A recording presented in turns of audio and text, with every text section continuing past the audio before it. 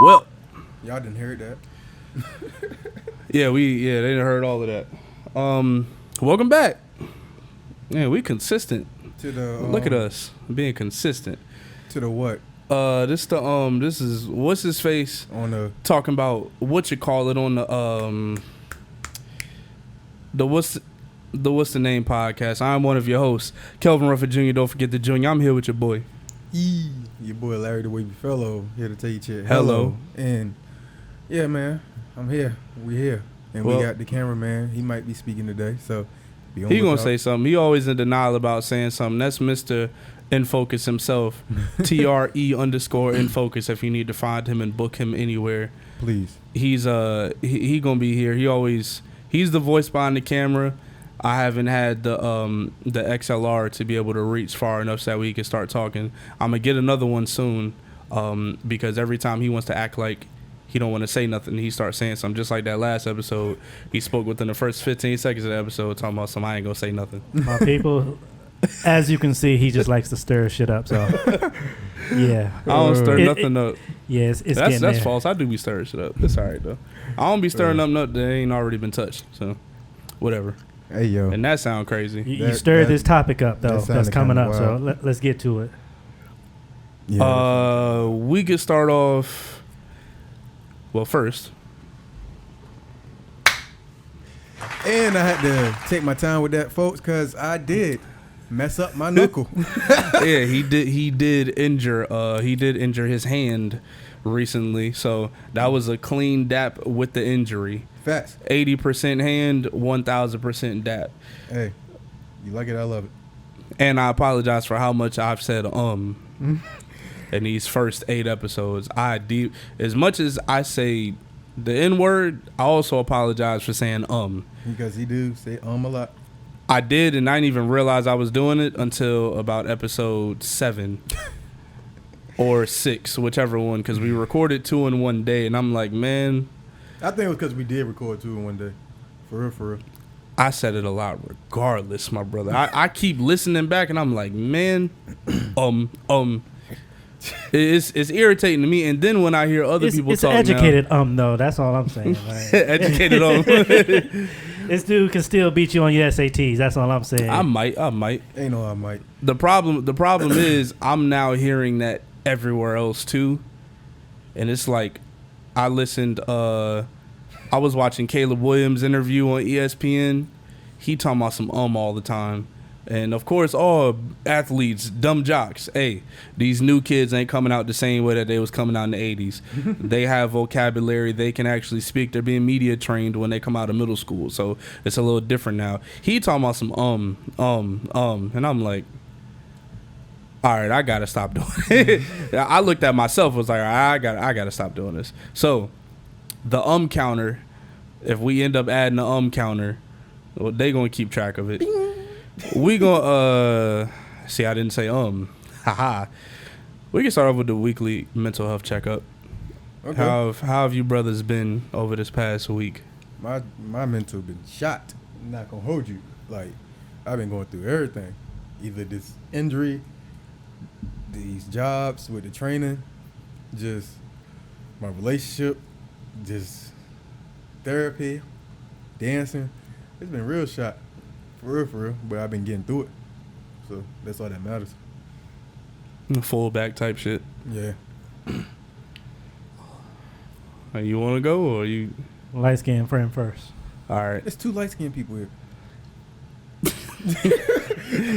you are not gonna place me in the same category. Y'all the same skin tone. Which is crazy. Like bro, even in the dark, you the same complexion to him. He a little bit darker than me on a consistent basis, but I can get darker than him. I know he don't like that. Well, go ahead and get to yours, man. I'll get to mine. Mine has been.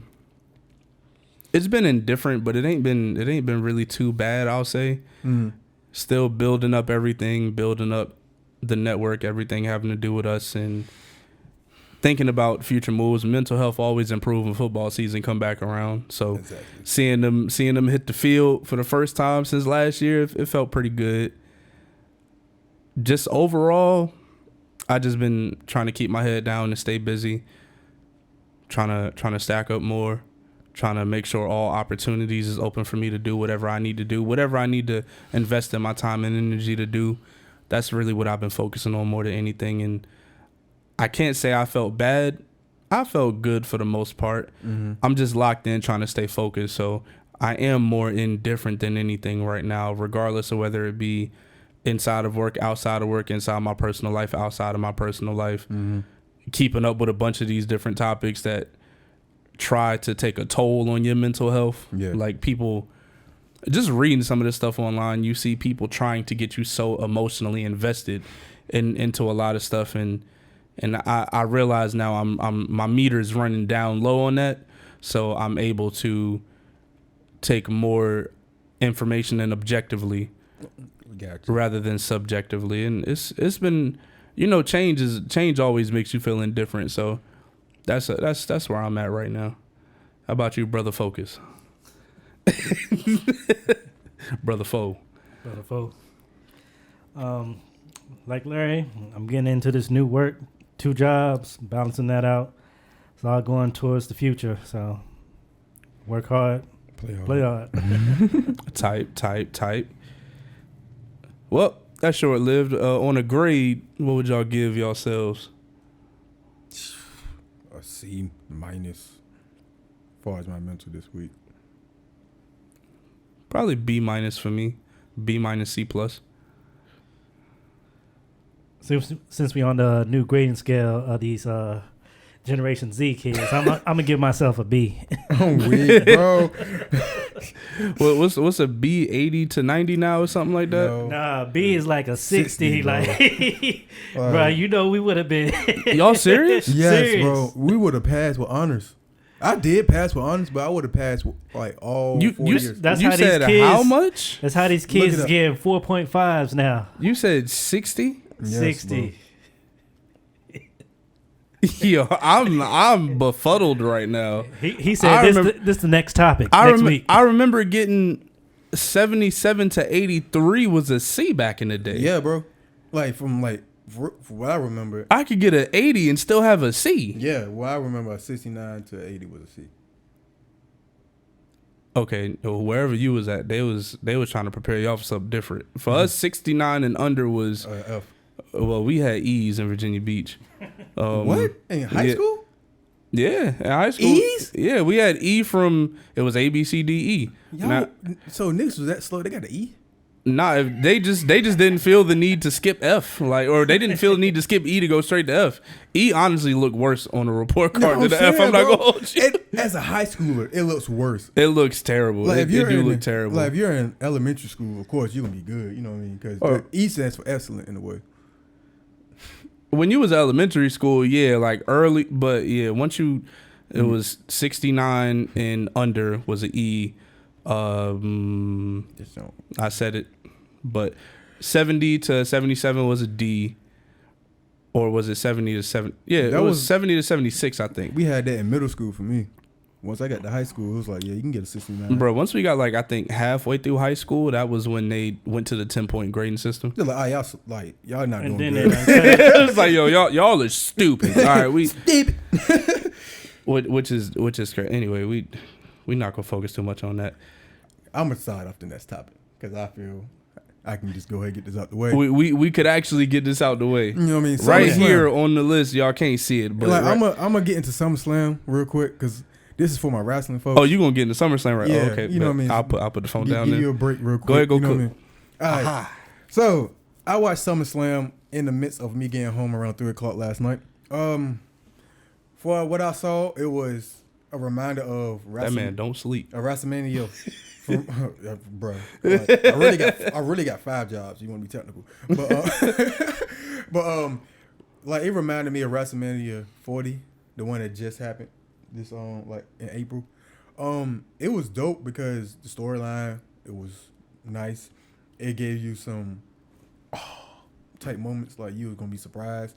You didn't know what was gonna happen, and everybody that had a title for the most part lost their title. So damn, I like, except for like 1 or 2 people, but for the most part, everybody was scheduled to lose their title, and I like how they did it. Y'all all losing today. Yeah, I like how they did it because it was more like, all right, it had like if you watch like Raw and SmackDown, it had the build up of the person that was losing.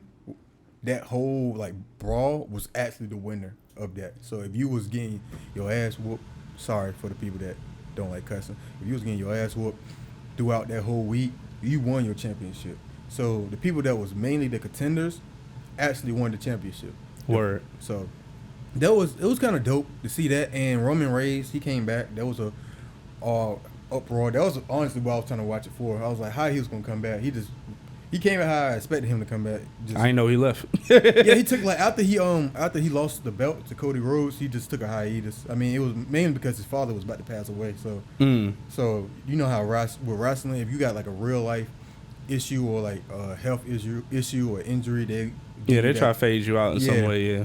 So that's what it was, and he came back just on bonkers. Like he just punched his cousin, he gave him a spear. And when he looked at the dude that took his belt, he was like, look, I'm letting you win because my cousin acting wild right now. But once it's time to go again, you already know you're scripted to lose. So, like, that's what I saw. And it was funny. It was real fun. It's written. Yeah, all of it's written, but it's like, I like it because it's more of like a soap opera now. It's like literally a soap opera. It's really, instead of a storyline being drawn on for like a week or two or even a month, they'll draw it out for like 3 months to a year. Okay, word. Well, shoot, what was your favorite match from SummerSlam? It was a women's match, actually. It was Rippler Riley versus Liv Morgan, whatever her name was. I like it because it wasn't how they was trying to tell everybody, oh, it's going to be like this. It was to a certain degree.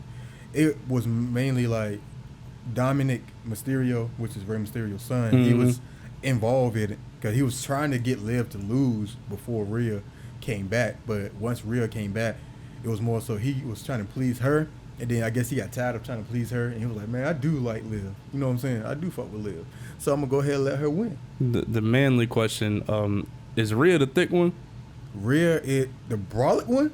Which one's the thick one? Because that's Liv. I saw pictures going around. That's Liv. Okay. Liv is the blonde one, and Rhea is the Australian one that's kind of brolic. But she, for her size, it's proportioned properly. So it's not like I saw SummerSlam pictures going around, and of course the one from that match was one of the ones that was going around. Yeah, that's the man. So for all the dudes who think about getting back into wrestling, if you need a misogynistic transition, there you go. And you still gonna lose because just like the man that was in boxing for the Olympics over the weekend, something like that, he felt that punch from that lady, and it was the hardest punch he ever felt from a lady too. He got knocked down too. So it's just like in the Olympics, either in the Olympics or I read. Oh no, it was probably a random fight because I know there was a controversy that it was a false controversy within the Olympics because they said that there was a transgendered woman that was fighting a woman from Italy. Yeah, and that lady was not, in fact, a man. She was born a woman, and she had, I think it's a medical issue where she just has more testosterone than the average woman. And Shorty, after one punch, turned around and looked at her corner and was like, yo, I can't do this. I can't do this. And I was looking like, yo, that's messed up. If Shorty really a Trez, that's kind of messed up to get to this point in the Olympics. But then come to find out, she's from a Muslim country. So even her being that in that country would be illegal. So she's like, just based off of, I guess, how that country's ran. I don't know how it's ran, but it's really backwards. You know, if that she wouldn't even be that. So she just brolic, and she here to win the gold, and she not letting none of y'all get in her way, respectfully. Honestly, and for those at home, I'm in training right now. So if I'm looking down, I'm actually training for autism, kids with autism. So I don't want nobody thinking, oh, I'm not paying attention to what he's saying. I'm not in tune. Oh, we got real life going on, people. We got real life going. And the topic that we gonna be most into is, well, you finished with SummerSlam recap? Yeah, I'm finished. That was it. That was just a small one. Okay, so I guess we can alternate. I think there was something that I had on the docket. You said you was gonna let me cook for. I forgot what it was. I think it was the boxing jump. Yeah, but you had something to say about that too. I could cook with the Olympics real quick. Yeah, it was the Olympics. Go ahead. I'm gonna let him cook on that. So Team USA is they blowing everybody out. I said again. This is gonna irritate me the whole time. The Team USA basketball is blowing everybody out. No allows, you on the clock. I just want to say that.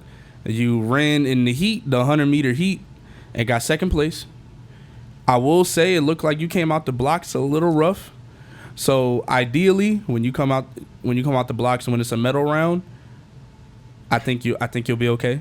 Truth be told, but you better get first place. All that shit you talked to get America to form the Avengers to come into the Olympics. Basically. I need you to have that same energy. How can y'all be this when y'all world champions? Hey, listen. Hey, listen. They not world champions in the NBA Finals, although the other countries come to the best league. It's unfortunate that y'all don't get the same attention and that people don't want to come run track in the United States.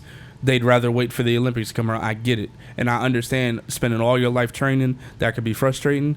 But if you don't get first place after assembling all of this, we not going to empathize with you the way that we empathize with Sha'Carri right now. Yep. Because Sha'Carri, she stumbled out the blocks a little bit and ended up getting burnt by She got third place, didn't she? She got second. Second, okay. And I only said because I was really trying to remember. Shorty from St. Lucia.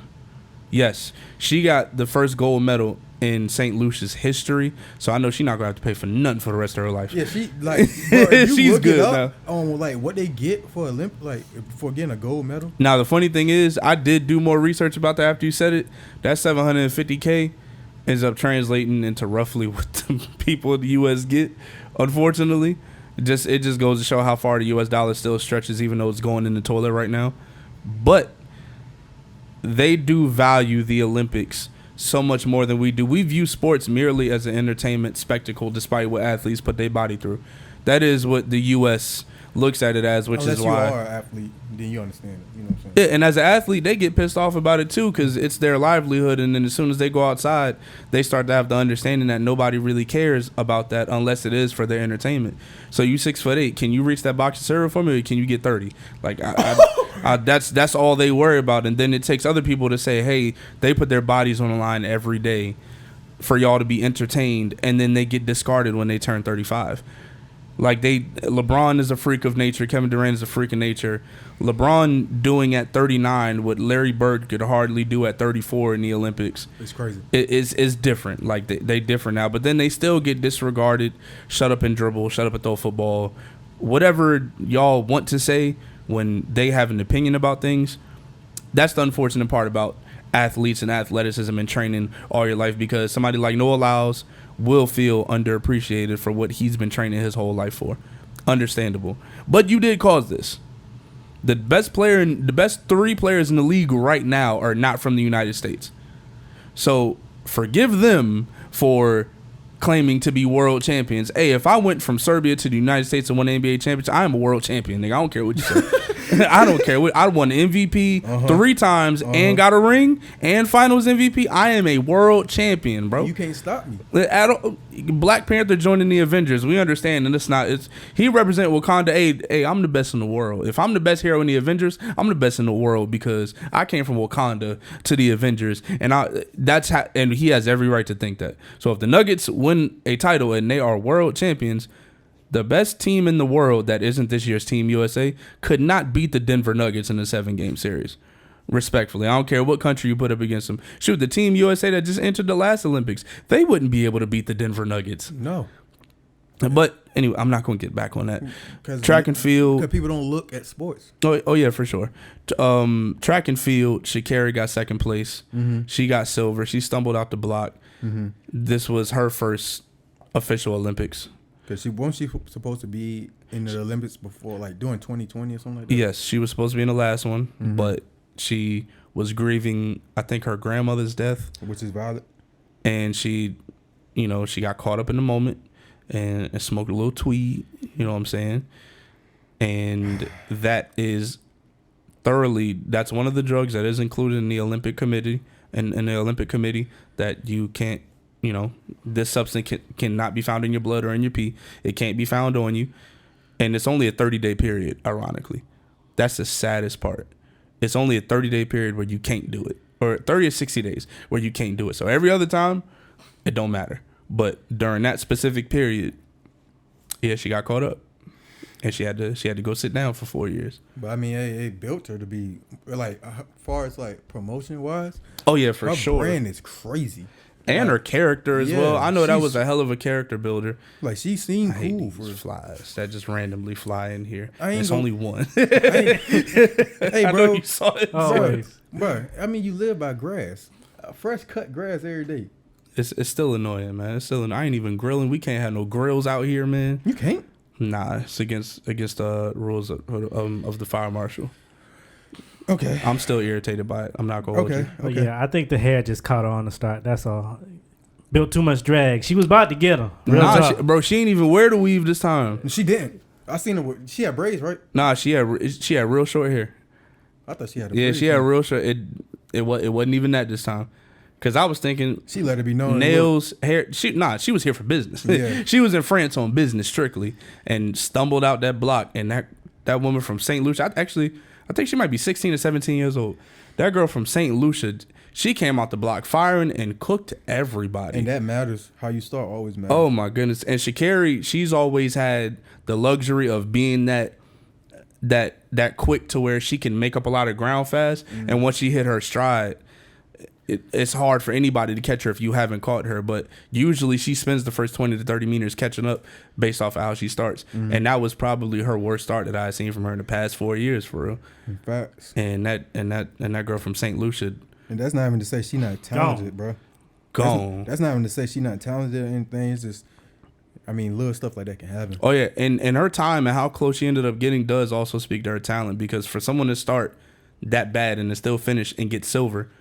That's for those that don't know, that's second place. Okay. Yeah. So that's second place. That's still ridiculous, because it was St. Lucia, then it was, I think the next two were USA. Jamaica was in there too. I think Shelly Ann didn't run. How Jamaica been doing? I ain't really been paying attention to them. I think Shelly Ann is from Jamaica, if I'm not mistaken. Mm-hmm. And she didn't show up at the starting line. Nobody knew that she wasn't running until the last second. So I'm hoping that she's okay and that it wasn't a serious medical emergency on anybody's end. But I haven't heard much from Jamaica. And everyone was waiting to see what Sha'Carri was going to do. I think USA, they ran a 4x400, mm-hmm. and they broke the world record by a whole second. And when I tell you that gap, it was a gap that started with the third leg. That's hilarious. But it was a gap that started with the third person that got the baton. They created a gap that was probably about 15, 20 meters. Yeah, probably about between 10 to 20 meters is how large the gap was between first and second.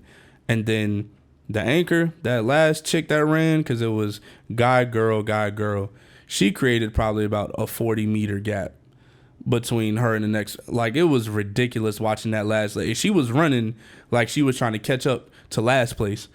And I was like, oh my goodness. Once she hit the finish line, everybody else was excited. She was worried about where her oxygen was coming from. She wasn't worried about celebrating with nobody.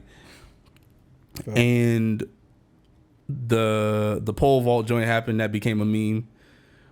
Dude's knee hit the bar when he went over the pole vault, but then the bar caught his meat when it was falling. Oh. Yeah. Oh. And he went viral because his meat got caught on the bar.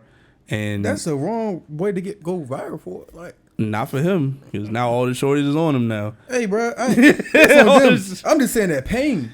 Oh, the way he fell back, he just like in the moment. I'm pretty sure he probably didn't even feel it because his adrenaline was pumping so crazy. But yeah, he got disqualified because the bar fell off.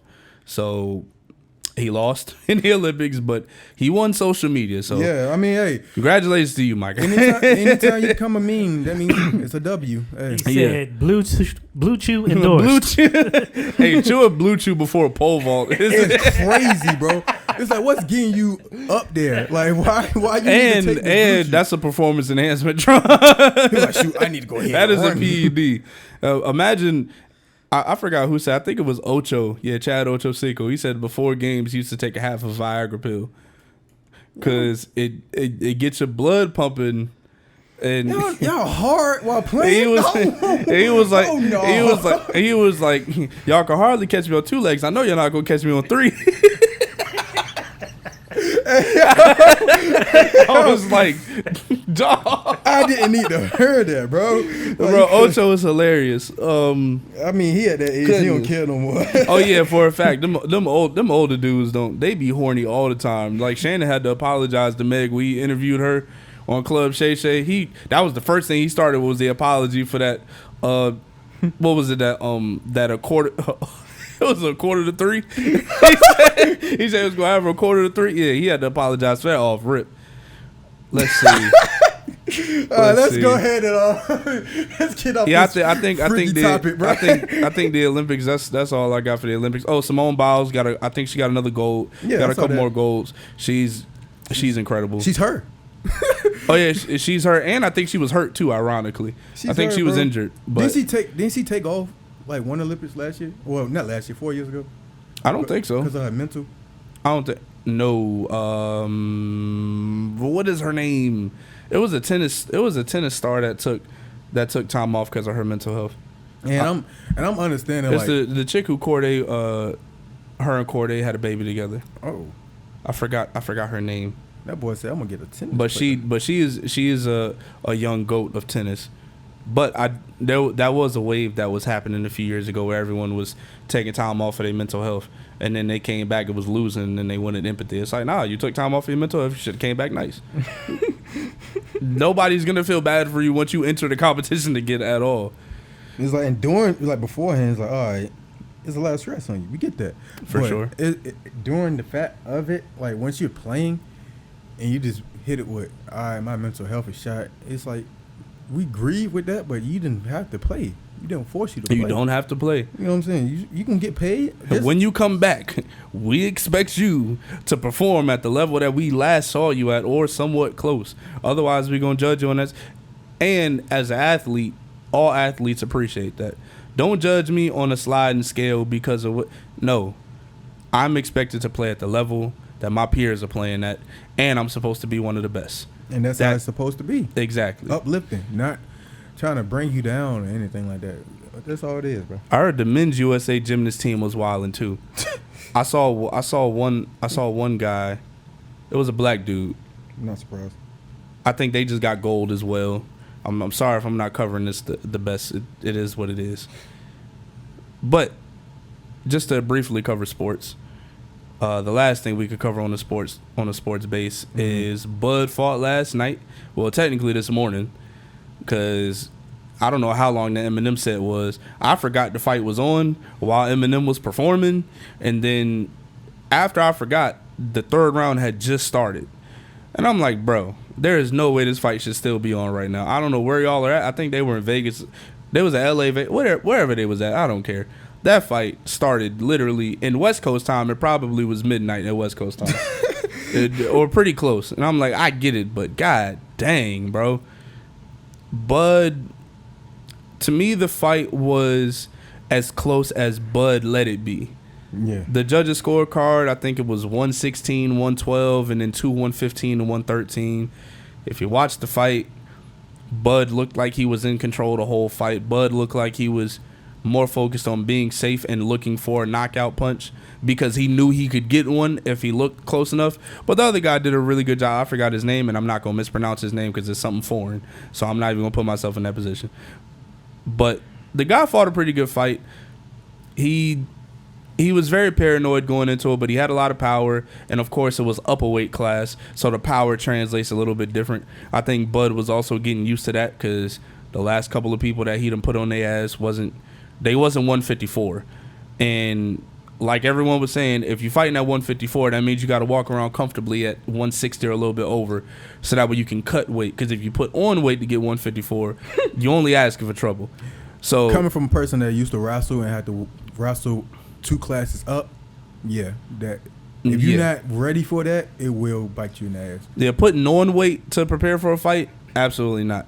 Get the weight, be comfortable with the weight, and then cut down to get to whatever weight it is. That is typically the method when it comes to anything competitive where you got to make weight or where there's weight classes. So Bud seemed like he was still getting comfortable, but by the time he got comfortable, and I think his corner told him that he might be losing the fight, and he looked over and said, "What?" how?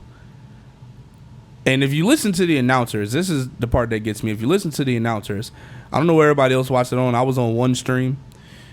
And that, hearing those announcers, because I think it was on the DAZN network, all they talked about was when his opponent landed punches.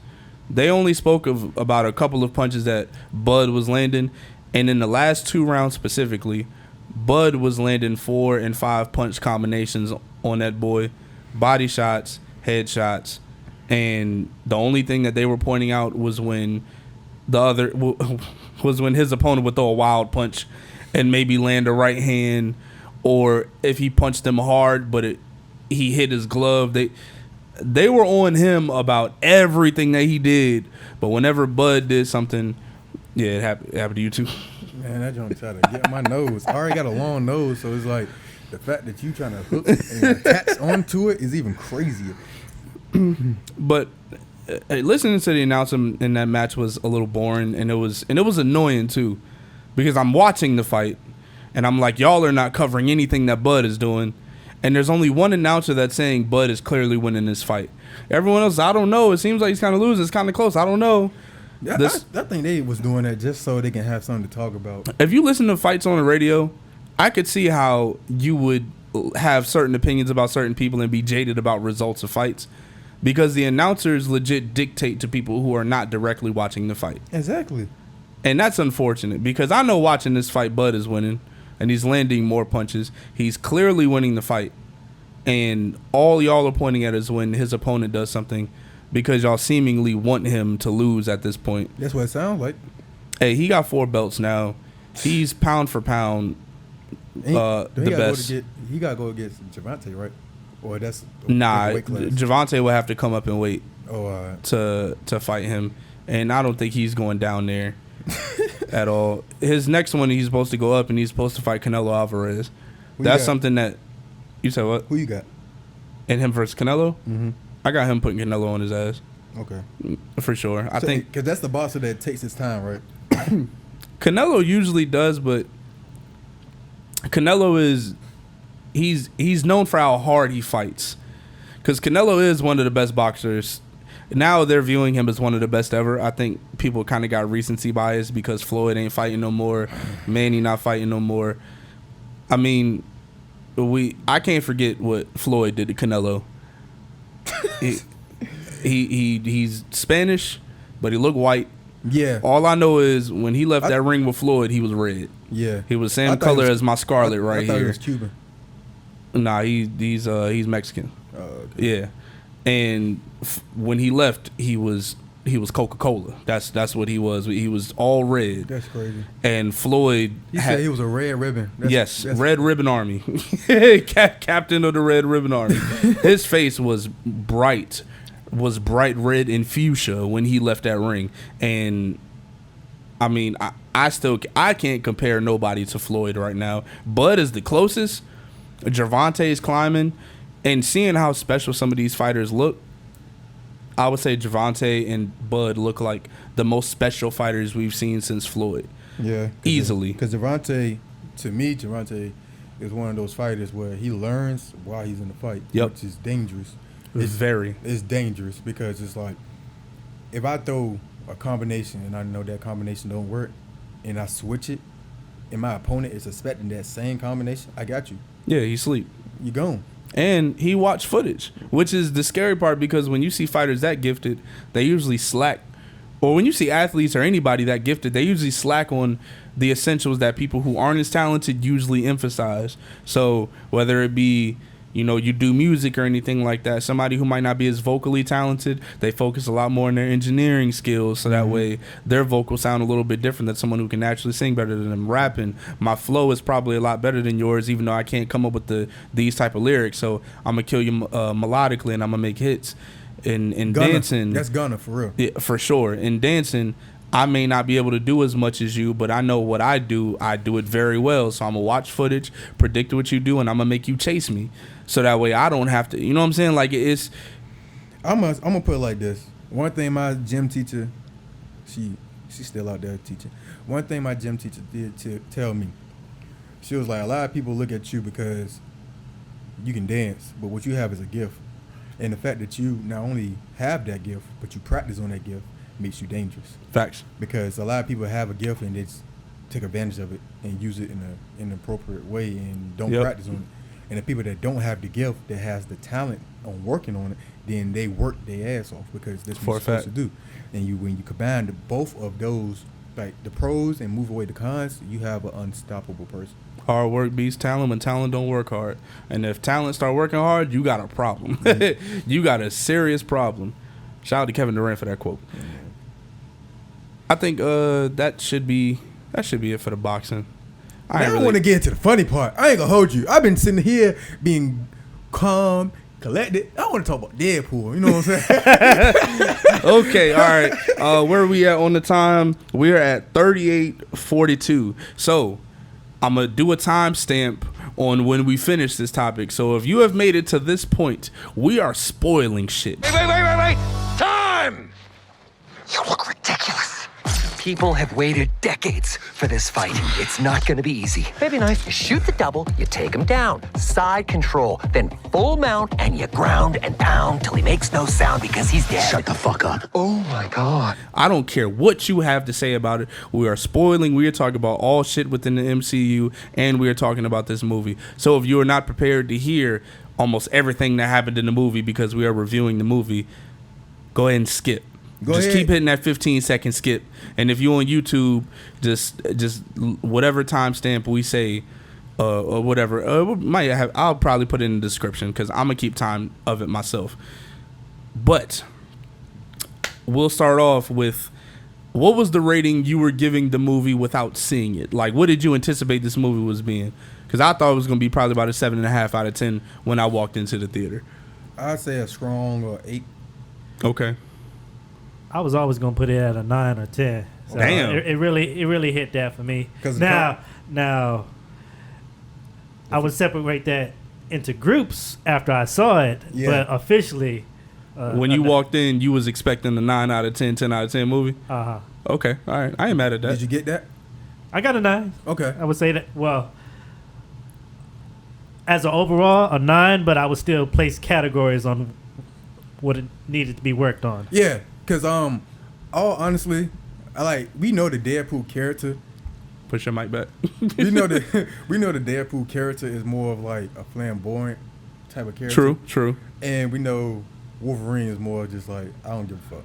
A very serious. It's satire versus serious. It was a pretty good dynamic. I ain't gonna hold you. And I saw that as being a good thing because at the end of the day, you got Wolverine. One Wolverine.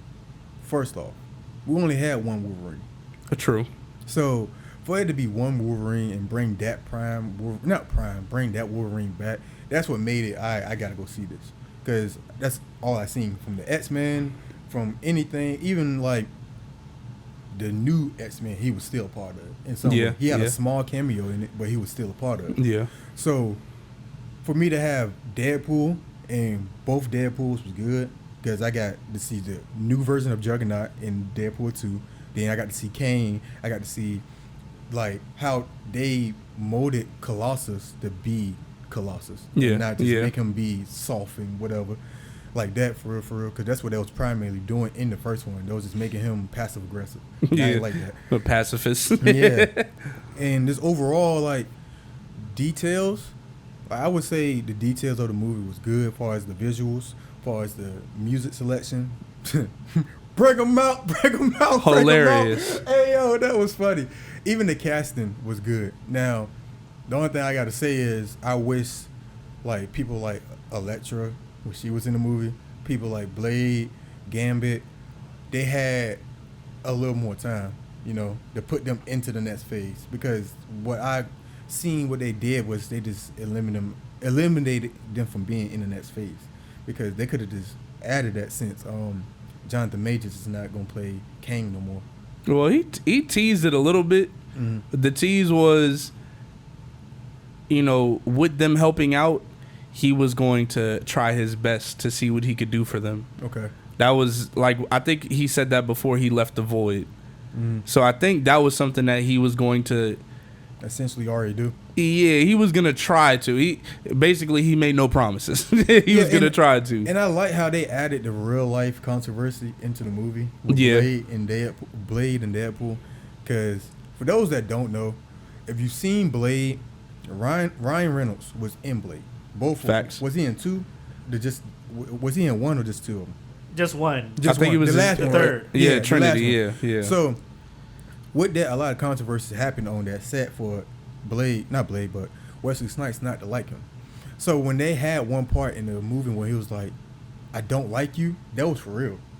That was like a real moment that Wesley later, of course, cleared up. Like, yeah, they cool now, but at one point they weren't really cool. But there was a plot twist. Yeah. Even that, Was they the plot used twist. that as a narrative that wasn't necessarily true.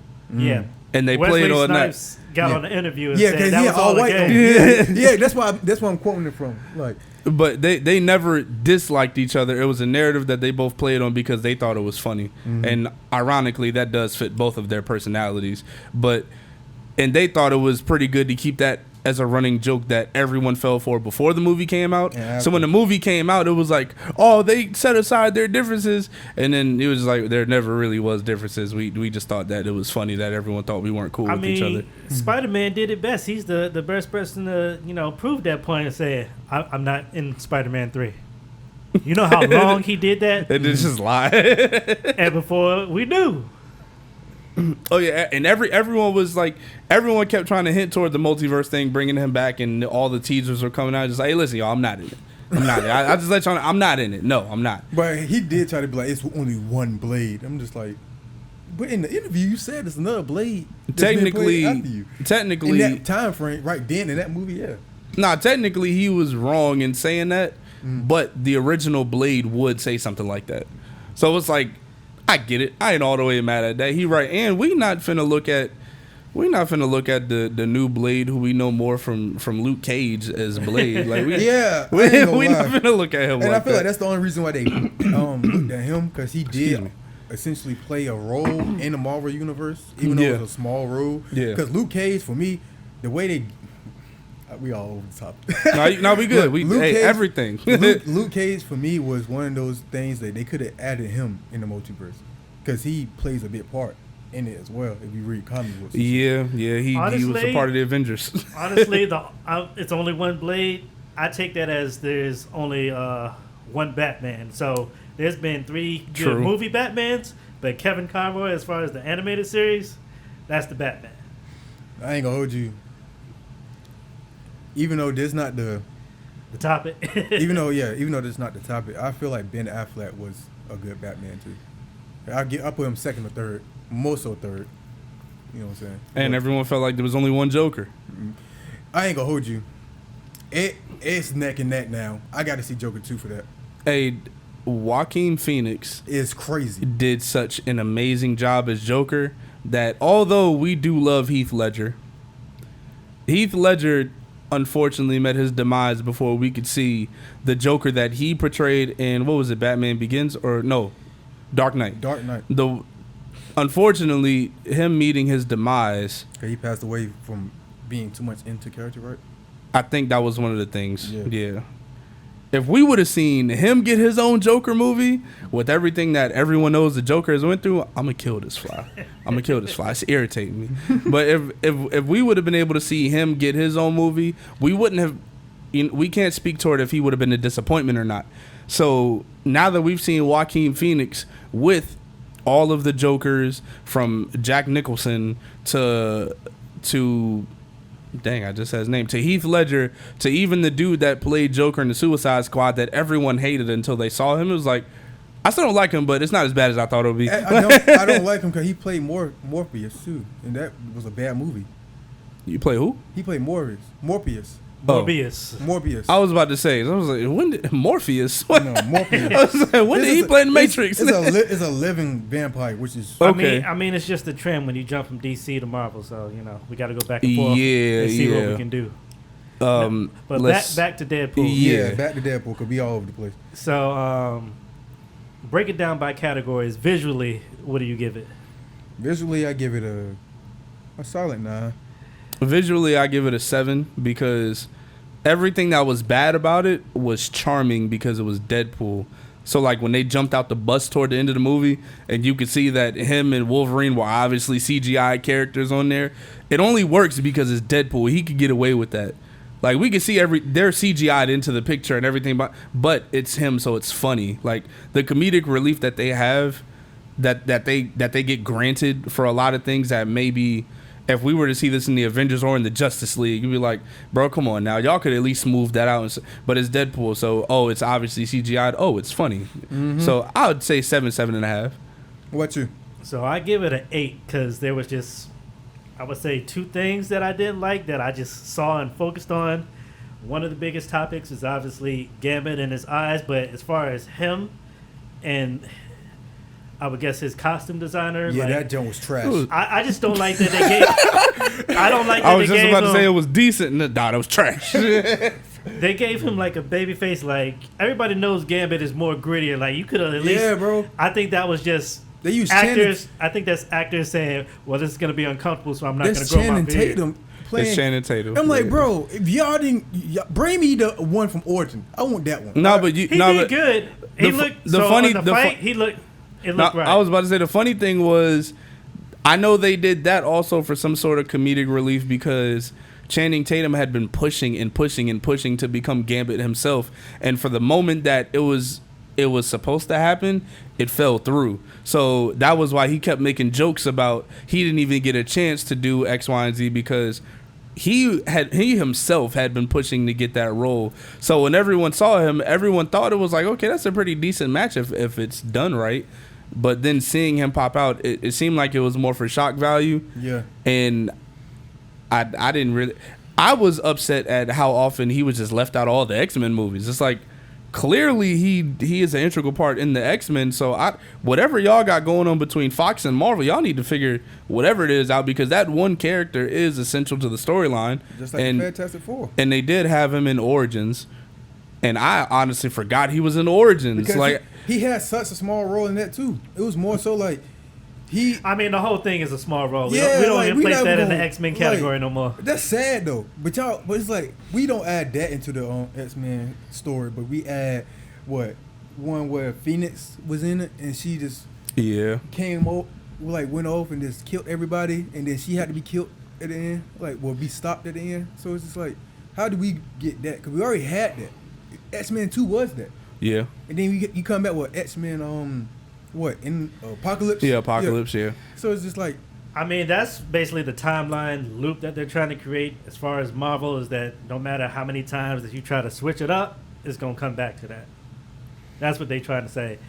So visually, we're on a 7, 8, 9. I mean, so that means, yeah. So, on average with us is about 8.25. Yeah, so. I forgot my second part. So storyline. No. I still got one more comment on the visuals. On the visual, you are the expert. So yeah, the last part is Wolverine's mask. Now, I was excited. He ain't had no hood on this. I was excited to see it, but then the more they played through, it was more looking like an old man who can't see through his glasses. Facts. I'm like, that don't look like... I was like, that was the one part you could have CGI'd the whole movie. I thought they CGI'd it. But it looked like he's just squinting the whole time like, nigga, I can't see. That's what his eyes look like the whole movie, as far as with the mask. Now, everybody was hyped for the Wolverine and Hulk version. Now, that's what they wanted. Yeah, it's in talks of being worked on. I saw somebody put up a poll asking which one do we think we need more, Deadpool and Spider-Man or Hulk and Wolverine? Ooh. And Deadpool and Spider-Man won the poll, but I disagree. I ain't gonna lie, both of them are good. I would like both of them. I would rather Hulk and Wolverine right now because I think that's gonna be a special feature, low key, because it's been pretty disappointing to watch Deadpool and Spider-Man carry all the damn MCU for the past 5 years. I mean, speaking of being carried, but that's we got to talk about who's going to carry it. But that's real comic view. That's real life comics. I mean, for Spider-Man carried it. Yeah, and even when Deadpool got involved, you seen how that dynamic went too, though. Yeah, they definitely gravitate toward one another, which is it made it seem like they was twins for.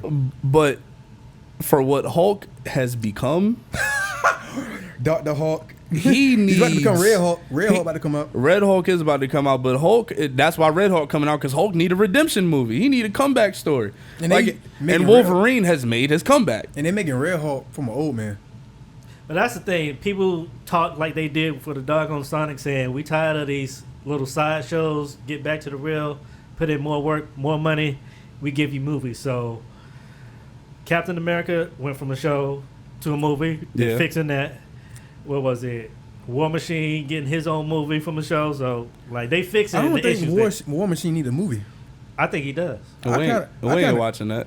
You watching that? Like, I ain't gonna hold you. Terrence Howard said you watching that. If it's not Terrence Howard, I ain't watching it. It's gonna be Don Cheadle with 2 bionic legs. Yeah, in bro, the I don't suit. need to see that because it's like at this point his character is almost broken, like literally like injured. Because in the last movie he had like some. I don't know if y'all been up on the shows. It's not even him.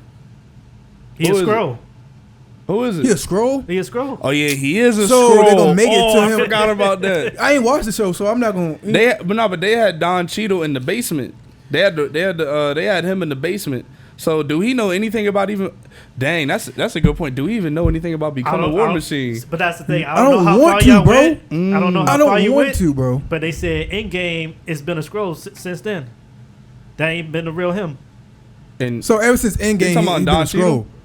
So no, I did make it that far. Yeah, a Skrull said what's up to Tony at the end.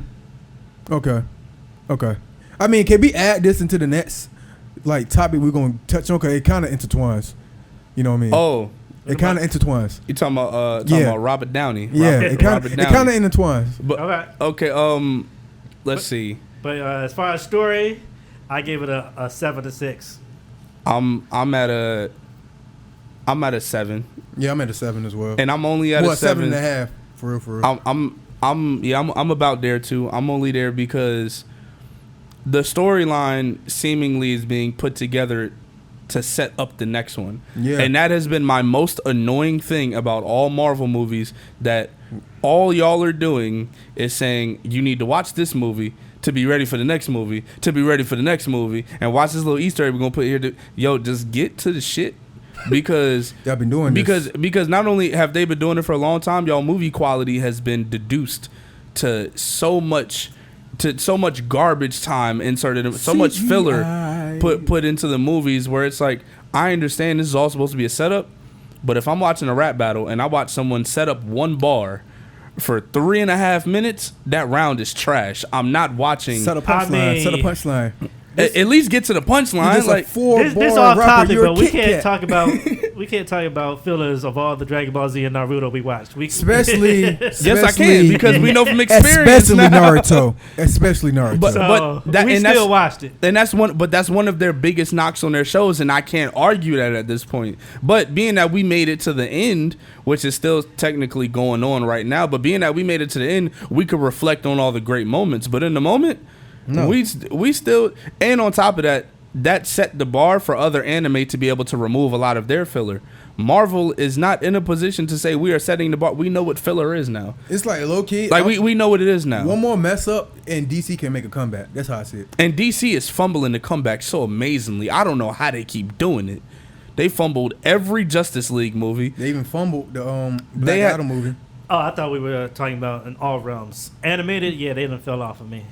No, you good. Oh, no. And animated DC. The last 6 movies, they fell off. They took a step back, but they were so far ahead in animation that animation was holding them up. So like it was, and now that it's taking a step back, like okay, I haven't honestly even watched a lot of DC animated movies. I've been kind of tapped out from watching them joints. They done jumped on the money bus saying part 1, part 2, part 3. I saw that. I did see that. And right, that's a filler. And a lot of stuff in the Justice League movies and in the DC movies that were and shows that were animated, it didn't matter where you started, you were going to be entertained at some point in time. Like I watched War and Apocalypse, and then what was it, Doom? I watched all of them joints. And it didn't matter where you started, even though they were at different points in different timelines. It didn't matter where you started. They were just good movies. But that's the thing. They had the same writers and same animators. They got cheap and fell off. Somebody bought. Nah, War wasn't the same. War wasn't the same, and that was still a good movie. Cause I don't even know how to describe it, but their animation was different. Their writers might have been, I don't even know, because even with the storyline, it was a different storyline. But it was a good movie nonetheless. Like, and where they had Batman and Clark, you know, being introduced to each other for the first time. Hal had just met Batman and then also meets Clark because now Doomsday just pulled, no, not Doomsday, Darkseid just pulled up, and like it all happened so fast, but it was still a good movie. Like, if it was Doomsday in that jump for real, just really based on Doomsday, that movie would be. Which one was Doomsday in? That was Justice League, right? Was he in any of the Justice League movies? Not the real ones, but the animated ones. Yeah. Oh yeah. Which one was he in? Pretty sure Doom. Okay, but and even when they had him in they had him in Batman and Superman, Batman vs Superman, right? Yeah. That wasn't, honestly, Wonder Woman saved the movie in Batman vs Superman. No, I ain't gonna get too far off in that storyline though. Yeah, I'm getting tired of the whole, we're gonna watch 6 movies to set up for this Justice League movie, not Justice League, damn, and for this next Avengers movie that's gonna come out in 5 years. I'm not with it no more. None of these are Avengers movies. These are all singular movies. Oh yeah, for sure. Deadpool seems to be the only movie that could have an effect on the Avengers movie. We have 3 official Avengers movies right now. Yep. 3 of them things. First one, Avengers, Ultron, Infinity War, Endgame. Endgame. So that's 4. 4. But then we about to get 2 more. So Yeah, that's 2026 and 2027, right? predicted. Oh yeah, true. Predicted, just in case it's another SAG officer. Blade done gone on for 10, 15 years, just as much as Gambit. That's not gonna happen. That Blade movie is not happening. The one person that's feeling the most, feeling the worst out of this is Jonathan Majors. And he shouldn't feel as bad because I don't think he feels bad. I He think he should. knows something's coming back. He did bad. say he felt bad. He felt bad. Are you talking about that little sidewalk talk? That ain't Yeah, real. he said he was devastated. Devastated. He's laughing. That ain't real. He should have been more devastated by the way Homeboy picked up Megan Good. You said what? Nah, we ain't talking about that. Bro, that was disrespectful. Bro, that was disrespectful. You devastated by Robert Bro. Downey Jr. Don't worry about him. You worry about a white man. Well, this black man is holding your black queen, brother. Brother picked her up and she was happy as could be. But I ain't gonna hold you. That's one of them jokes. Like, it's something going on in the household. Like, or he's just. Somebody brought up a good point. They might not be having sex at all. Do you know how you can see people and they look like they have chemistry on different levels? You can look at them and see that they might not have the greatest sexual chemistry. I'm about to say, it looks like it's strictly business. Oh, it's Beyonce, Jay-Z? Pretty much. Nah. Honestly, what's funny is I see more sexual chemistry with them than a lot of other celebrity couples. I'll be totally honest with you. Currently, I'm not, but they 20 years in. Like you don't be worried about that 20 years in. You just business-wise, they 20 years in. Nah. Business wise, they about 25, 30 almost. 25. Yeah, I was about to say business wise. He met her when she was 16, brother. Yeah. Business wise, they've been locked in for a minute. Business wise, And Predator. but as far as I'm not gonna say Predator. He's a predator, man. I'm not gonna say it. You don't gotta say it. The reason why I'm not gonna say it is because during that era, it was a different time. The things that we saw when we was young. Fast Ass Girl was not created with our generation. Let's get out of the way now. These girls was 14 years old, purposely going out with the 30-year-old nigga because they need an older man. Was a 30-year-old nigga weird? I'll say yes. I'm about to say the 30-year-old. I'll say yes. That's 16 years. I'll say yes. But the fact that was a wave during the time, people's parents were encouraging, hey, you need to go find you a younger. But like that was a whole wave that was curated by multiple people. So I'm not gonna start with them being predatory when people his age and his parents are telling them you need to go find you a young girl to help you settle down and this, that, and the third. It only got until later on it was like, all right, you need to find you an older chick. It was because they realized, hey, that might not be right. Like, age of consent is 16. But why are we targeting the age of consent when we could just get someone who's been outside already? Like, what's that? Well, that's kind of weird. This is just somebody that's your age. You know what I'm saying? You know what I'm saying? Yeah. Or somebody that's like within your age range. That's all. Because I mean, Dame Dash and Aaliyah, R. Kelly and Aaliyah. I mean, again, we could point to this on so many different spectrums. I'm not finna target that because of what was going on back then when it was. For the people that's doing it now, you know better. Hint, hint. For the people that's doing it now, y'all know better.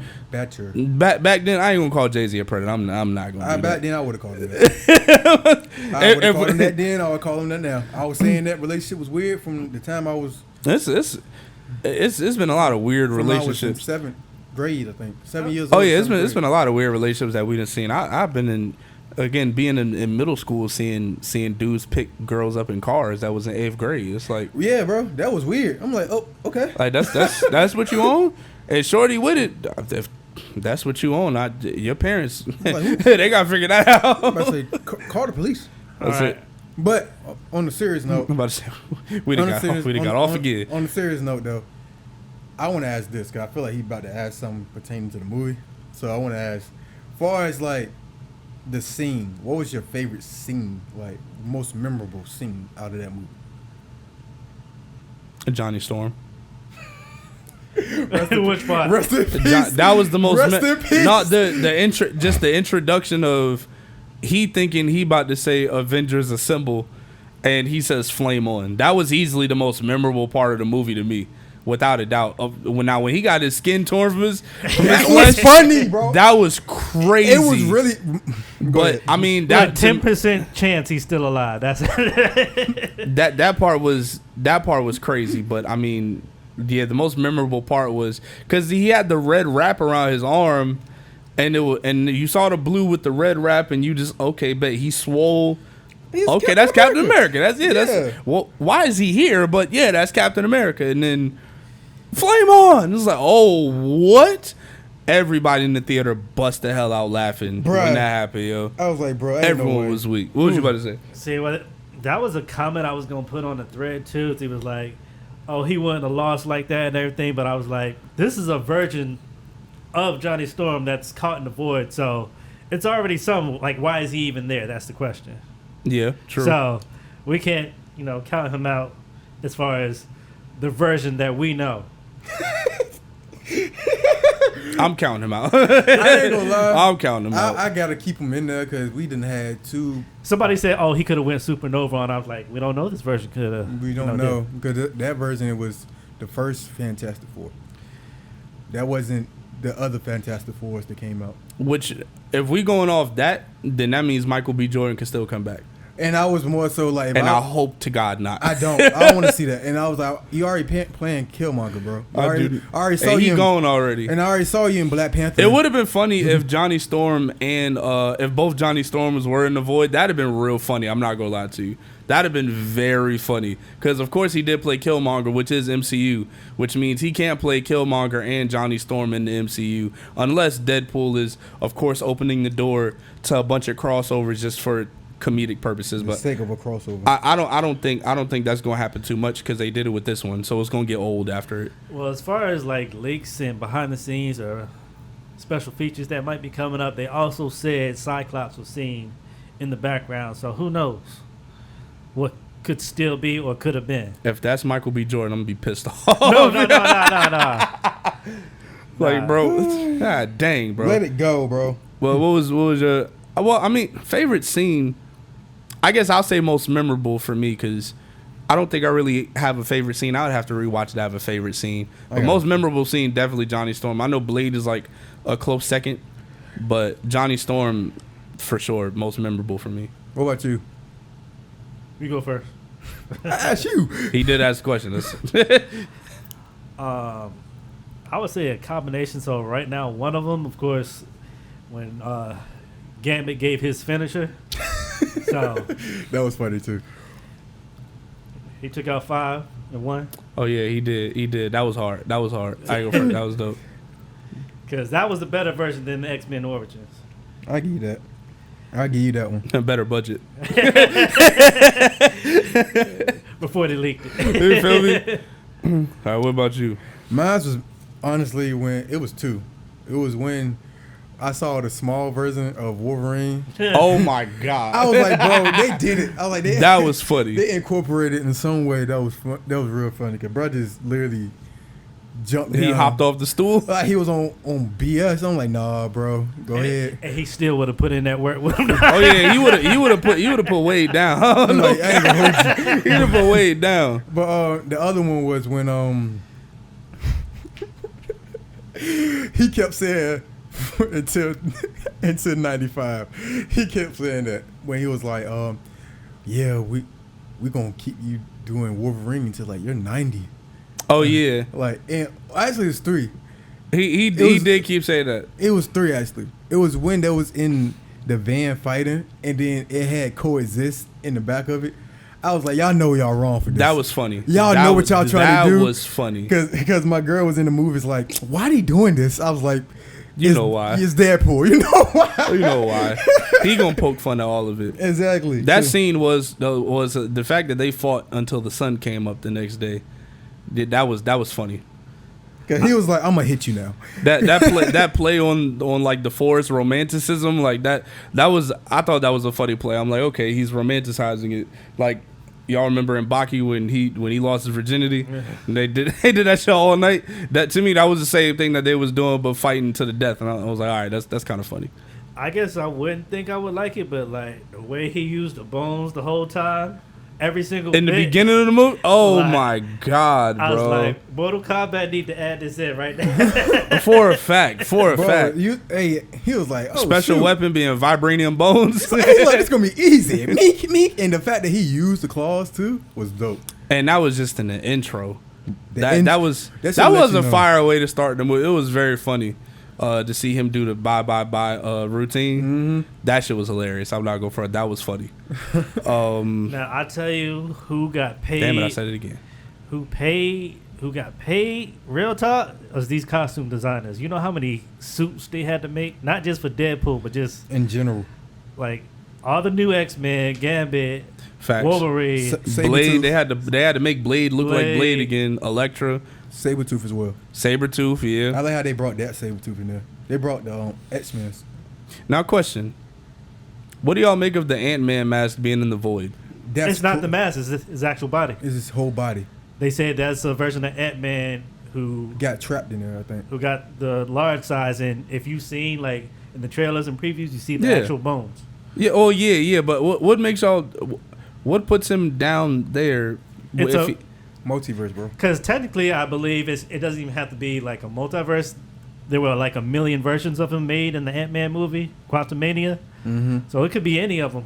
Okay. That got put there. Because I understood why everyone else was there, because it's either canceled or something having to do with Fox, maybe some canceled Sony mess or whatever. But seeing people that were still active, that's why when I saw what I thought was Captain America down there, it didn't make sense. Because he restored the timeline, so he was safe from the TVA. But then when he turned Johnny Storm, it made sense.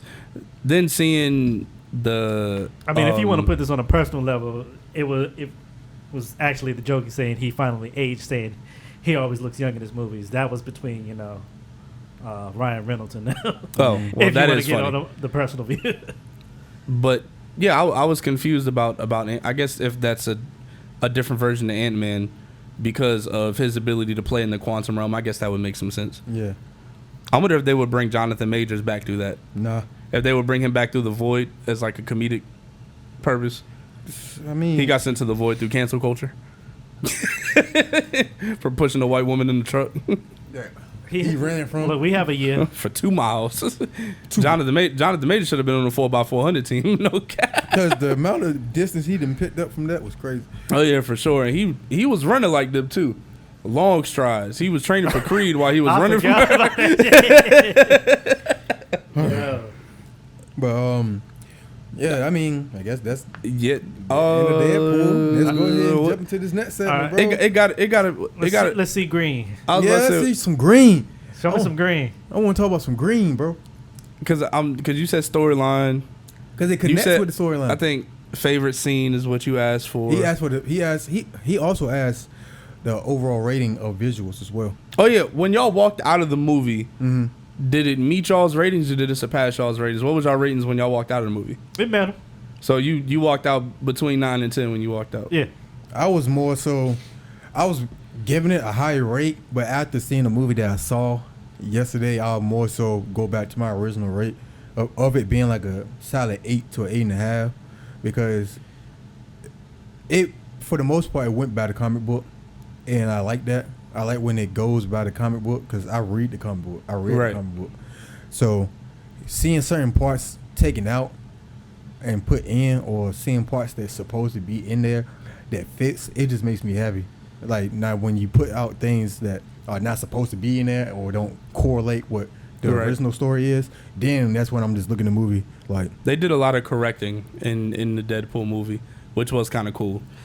You know Honestly, I think what cuts movies off nowadays, as far as like ratings and what makes them truly good, especially the Avengers movies, is that they used to take you places. With this, exactly, that's what it was. They basically kept you trapped on location, and that's what they're doing in a lot of movies now. Back in the day, we done traveled 5 different countries and everything. We're all over the world. Even, in space. Off topic, Born Ultimatum and everything. We like movies because we get to go places, and that's what we call following a story. Just like a book, we go here, we go here, we go here. With this, I'm stuck in the void. I'm stuck in the void. I'm trying to get out the void. Okay, the void's right down the street underneath. All right, we're back in the void. And that's a good story, but we ain't going nowhere. Okay, that makes sense. I understand that. Look, imagine playing Mortal Kombat, right? We stuck on the same scene. You can play with all the characters, but we still on that same level. You gonna play that game? I get it. I understand that.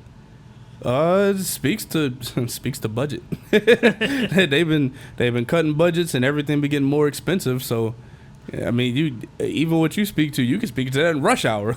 Like they was traveling in Rush Hour. They going to China, then they coming back to L.A. Then they going to Vegas. They did a bunch of stuff even in Rush Hour. So that's what movies are missing nowadays, and I don't know if it's the budget, because I agree with that. You can even pretend to go to other countries. Just put that in. I can agree with that. I would say mine surpassed it. I was at because I had only seen it one time. I didn't want to go too OD with it, because I didn't want to give it a 9.8 when I'd only seen it one time. So I would say a solid 9 is what I left out. I came in expecting between 7, 7.5.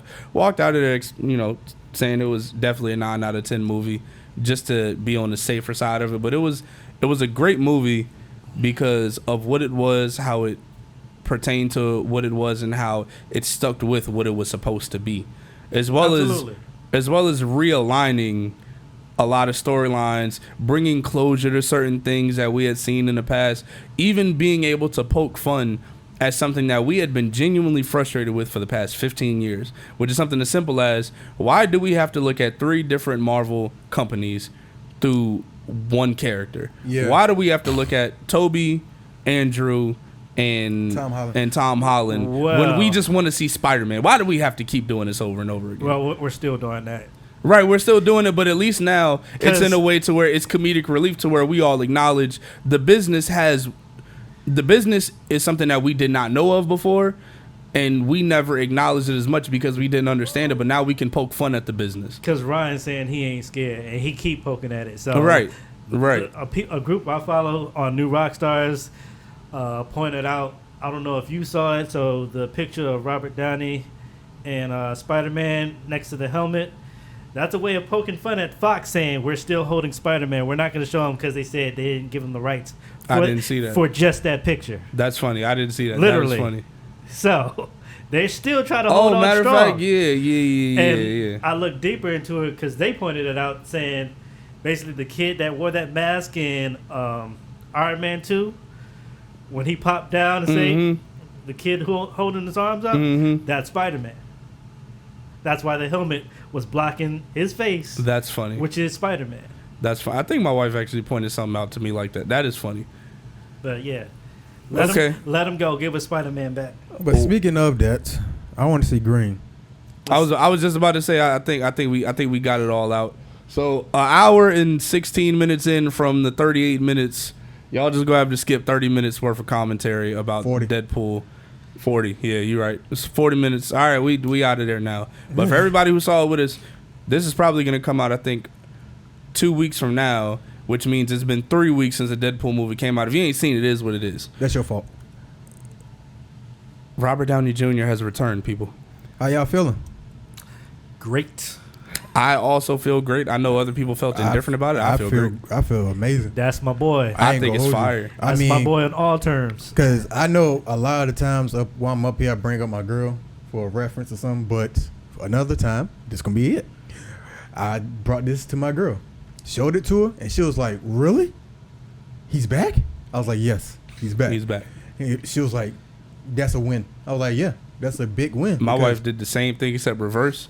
She was like, "So they just revealed Doctor Doom. Can you guess who it is?" And I guessed a couple people, and then she was like, I was like, "Have they been in the MCU before?"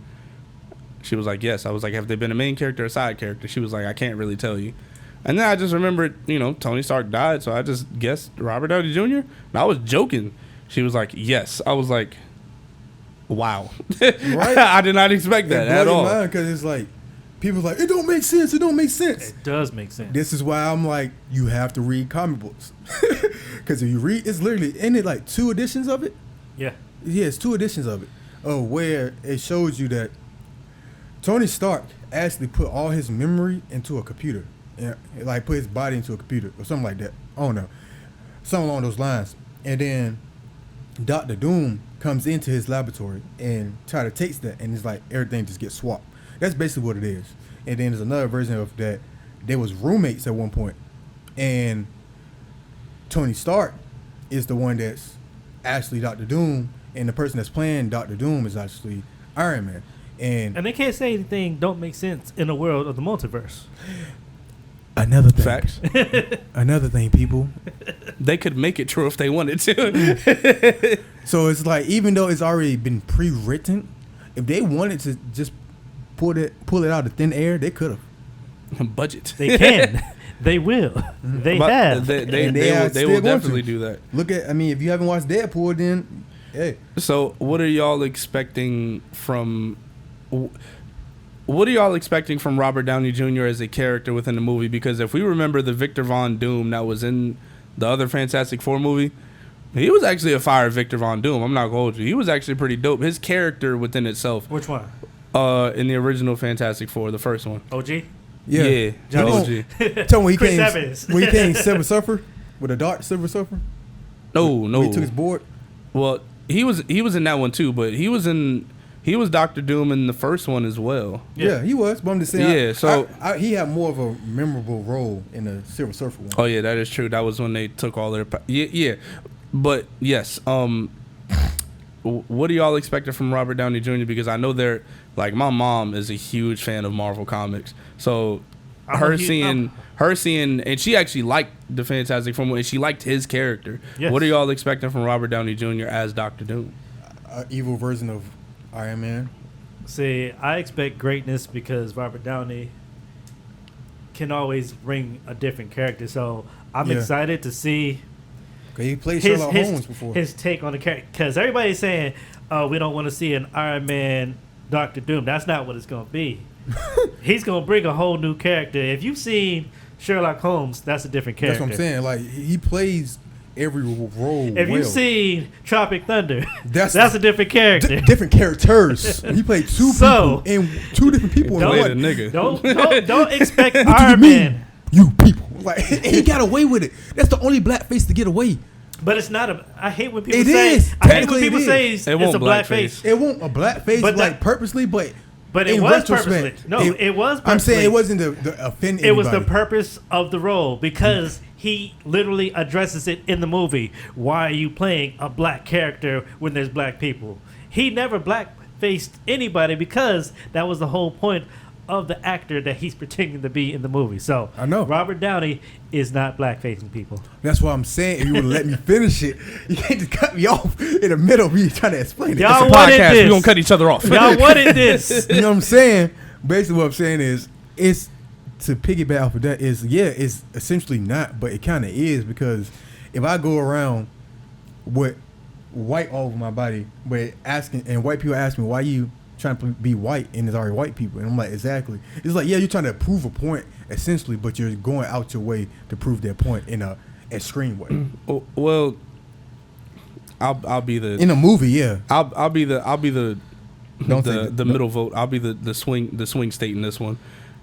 The reason why I never considered it blackface is because blackface was meant to serve one purpose, and that purpose was not served with Robert Downey Jr.'s character. It's just been such a sore spot because white people know they fucked up all them years ago. So there are certain things that you can't even touch with a 10-foot pole extension on the 10-foot pole. Like, there's just certain things that you can't touch with it. It's kind of like how everyone is with the Jewish community and the LGBTQ community now. There are certain things that people aren't even going to come close to. With People this might not even generation, yes. people might not even say fat because it is close to a different word that I will not say because I'm not touching that one. But we don't even like saying certain things in close relation to that. And during that time period, that is anything racial. So blackface, it's Mr. Popo. That's literally what blackface is. Yes. Complete.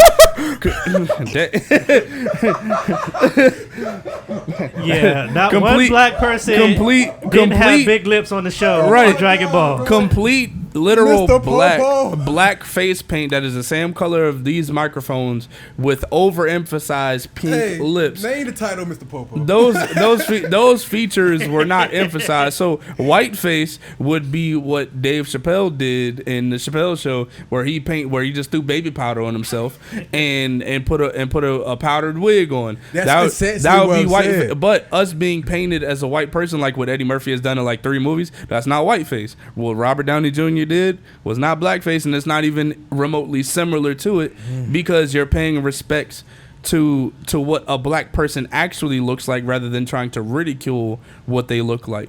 So that's all I gotta say on that one. Do y'all think Robert Downey Jr. has range as an actor? Yeah, absolutely. We just agreed on that.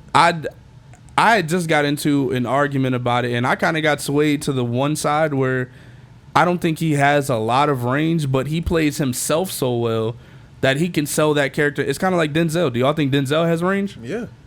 I do not.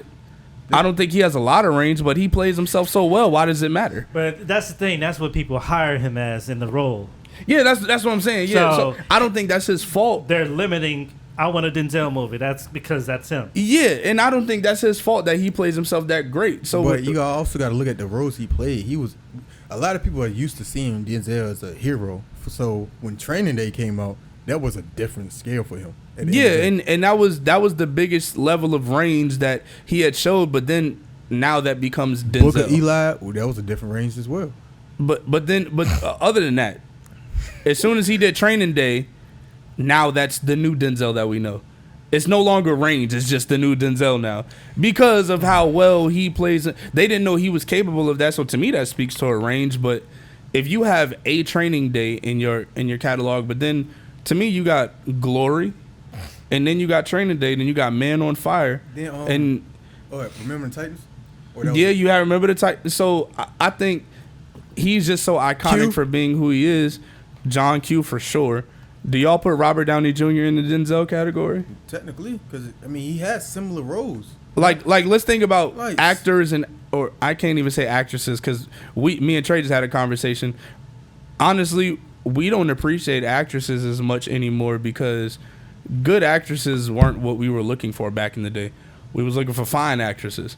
So if you was fine enough, you was gonna get the movie role. So like, I don't know who puts Halle Berry in the S tier of acting.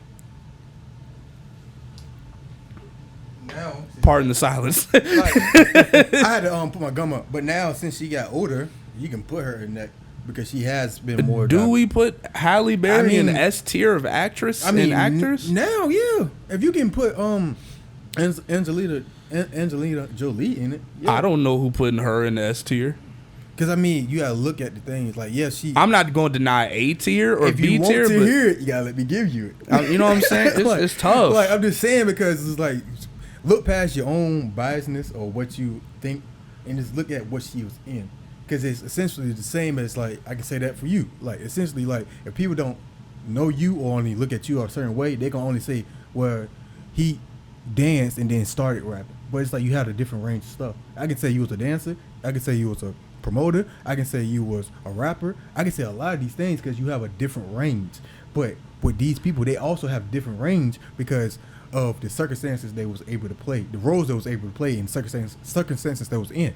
Because if you just able to be one-dimensional, it's going to continue to show. But if you're able to be multi-talented, it's going to show in the talent that you already have and what the perspective and what's the other word? Well, I'm just go by perspective, and by the perspective that other people have on you, and you moving past that perspective and moving ahead, you're able to show that you have different range of whatever you're in. You got to do that independently though, because the industry will try to limit you based on what they originally liked from you. And I get that too. And to that point, it's like a 50-50 with it. I think women wise though. That's what I'm no, saying. but I think Halle Berry is one of those people. Like, I would have to go back and look, but if y'all could name a couple of movies where her performance stood out as an S-tier actor rather than a personality of an attractive woman that they basically tried to paint her in. They just made her a sex symbol in a lot of movies that she was in, and that's not really her fault. That's just the roles that she was getting. So when you put like Cicely Tyson and people like that in S-tier range, and Whoopi Goldberg even, like in the top tier of actors, it's not saying they're not good or not great, but being at the top of the top, there are bad examples of that, like J-Lo. Yeah, I get J-Lo ain't been a good actress. Yes, that's what I'm saying. You know what I'm saying? Halle Berry and J-Lo are two different. Two totally different. Because it's like at least one can act and be more. I put Halle in the Regina King category. Oh, I won't argue with that. Regina King is an amazing actress. I won't argue with that. I won't argue with that. But the roles that she got thrown in, you don't even see how much range she got until you realize she's Huey and Riley in the Boondocks.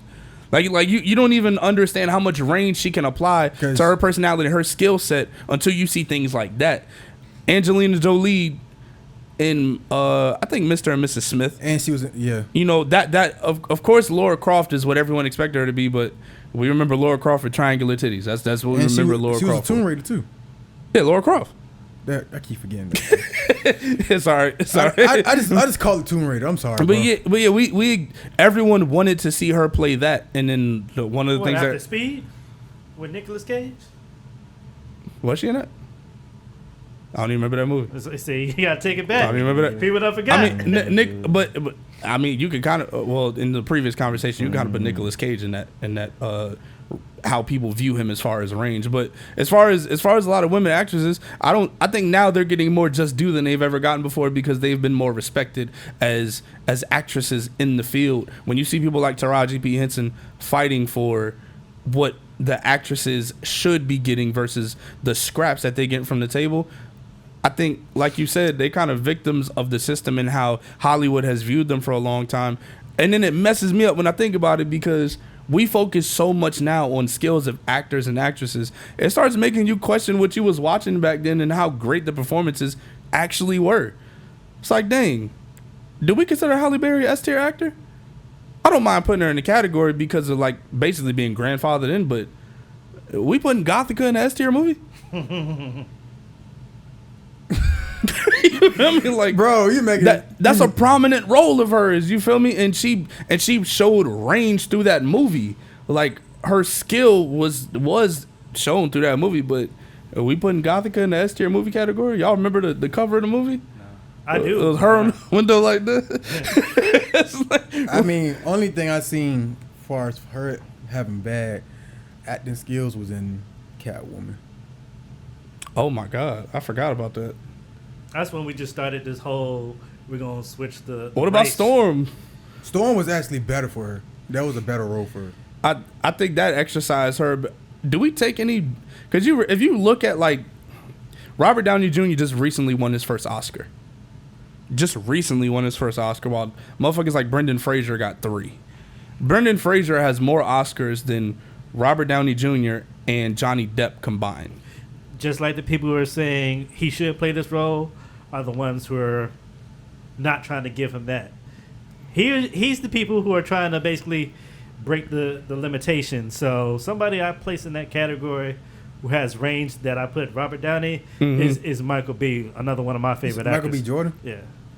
He's played different roles. Because he did, like, what really got me into understanding. I'm Ray Charles. I don't see it. And I'm going to put you on game. You seen Chronicles? You said Chronicles? Yeah. Nope. Watch that. And then watch superhero movie. Yeah, it's a real superhero. It's a superhero movie, right? And a drama. then you get Creed. That's a big role for him. Because who's gonna play Adonis Creed for real? Who else was gonna play that? If you gave me a chance to think about it, I could come up with some names. Tell me after the show then. I got you. And then what we got? He was on The Wire and Fruitville's station. He was in Hardball too, if y'all remember Hardball. Yeah. So it's just like it shows you what type of range he had. Every opportunity to understand his range. Are we just saying from a kid though? Are we saying range as in acting skill, or are we separating acting skills and range? I'm separating both. Both, and because I think he's an amazing actor. I'm not gonna put him in the category of range, like of having great range. That's just timing for you right now, yeah. Because basically, because I remember him in The Wire. Because he's one of the ones who's trying to basically break those, typical roles. Because he produced Creed. He produced all of that. And the way he set it up was like an anime type of thing. That's why a lot of people like that movie. Even like the spot. I didn't really favor that scene that I know he was it based off of a Naruto scene? Either a Naruto. It was based off like a Naruto or in a Dragon Ball. Yeah, it was. I wasn't as much of. I saw the inspiration. I thought it was dope that a black actor and a producer could intertwine and intermingle two different cultures like that and represent it that way. I thought it was cool, and it was a nice homage. I wasn't really in favor of the scene and the quality of the scene for real. It was, yeah, it was real. Oh, I hate to. It was real evolution-ish, like I mean, but evolution-ish, not that bad. It's meant to hit different viewpoints. So for filmmakers, for somebody who's not familiar with that side of it, I could see that being one of the greatest things ever. Yeah. I could see that. Just to be fair, I could see that. Like, and I understand where you're coming from as well, because it's like I'm not saying like all these people have range, and I'm not looking at some of the bad films they did or some of the bad roles they was in or just where they fumbled in certain cases. Because for me, at first I thought Michael B. Jordan fumbled in like Chronicles, but now actually looking at the stuff he was in, I feel like he fumbled more when he was in Black Panther 2. For real. And also, I'll say this too. I think getting bad roles isn't a discredit to the actors either. Because I've seen. Well, we can't place them in the category because that was a situation that happened. It was expected to be way more. And I don't think he fumbled that either. I do think poor writing comes into play, but his acting skill and acting prowess, I think, showed in a lot of movies that he was in. Like, if I do want to go to Creed and Fantastic Four, he messed up as Johnny Storm. I'm not gonna hold you. He messed up. I don't think he messed that up at all. I say this because it's like the movie was just trash. Like the movie was trash, and it had good actors, but it's like you said, it put him in a bad perspective where it's like, all right, now I gotta go to a different type of role or a different type of movie to even feel like I'm being seen for real. Because after that, that's when he started doing other movies and he was getting seen more. His name was getting put up more after the failure of Fantastic Four. Unfortunately. He just wanted to know what he wanted to be seen as. Do you want to be seen as the hero, superhero, and everything like that? The villain. Because now he's like the new Jason Bourne or something like that. I ain't hear nothing about that. It was like it's on. White people gonna riot if he the new Jason Bourne. Not Jason Bourne, but it's something.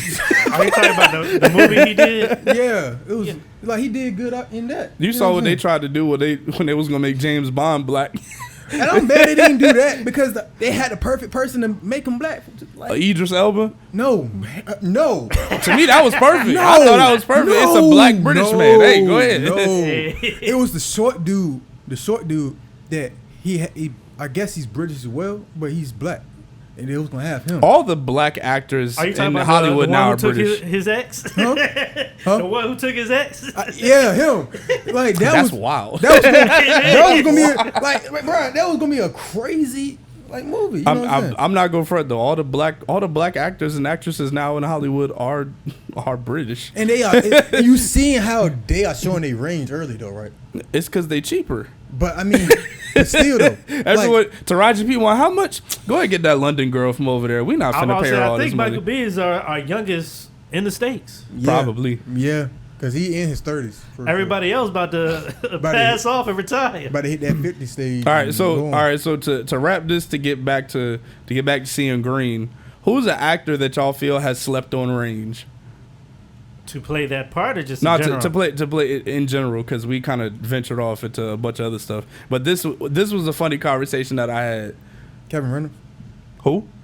I mean, I said his name wrong, but John Wick. Oh, Keanu Reeves. Keanu Reeves. Yeah. You think he got range? He had range. I was about to say He had range. He had range. Like, he had range, but now it's just like he like, said, "Damn that range." Like, bro, because like I feel like if he would have went more on a route, if he would have did a Marvel movie, it would have excelled his range more. I think they placed him in the Fast and Furious category. So we done built a franchise. Yeah. So like, we gonna keep rolling with Vin Diesel. Like, bro, like it's like so he's Vin officially Diesel. John Vin Wick. Diesel He as got well. no damn range. You can add Vin Diesel in there. You can even add The Rock in that Oh, for goodness. Dwayne The Rock Johnson, because all his roles is just for him to be a strong nigga. All his roles is The Rock. It's like I'm gonna be Even strong when he and I tried to can't be lose. a quarterback, he was still The Rock. It's like, bro, like he want the quarter, like No, I'm talking about in with the the coach when he was the coach. no, for not that one. I'm talking about the other one where he was it was the one where the fairy tale movie.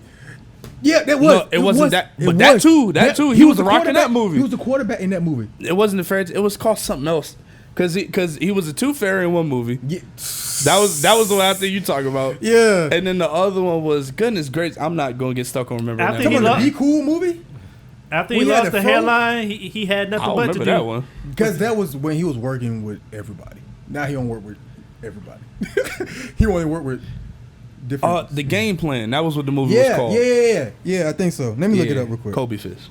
I figured it out. But yeah, who y'all got is like slept on range? You say Keanu Reeves. Who you got? When he had it.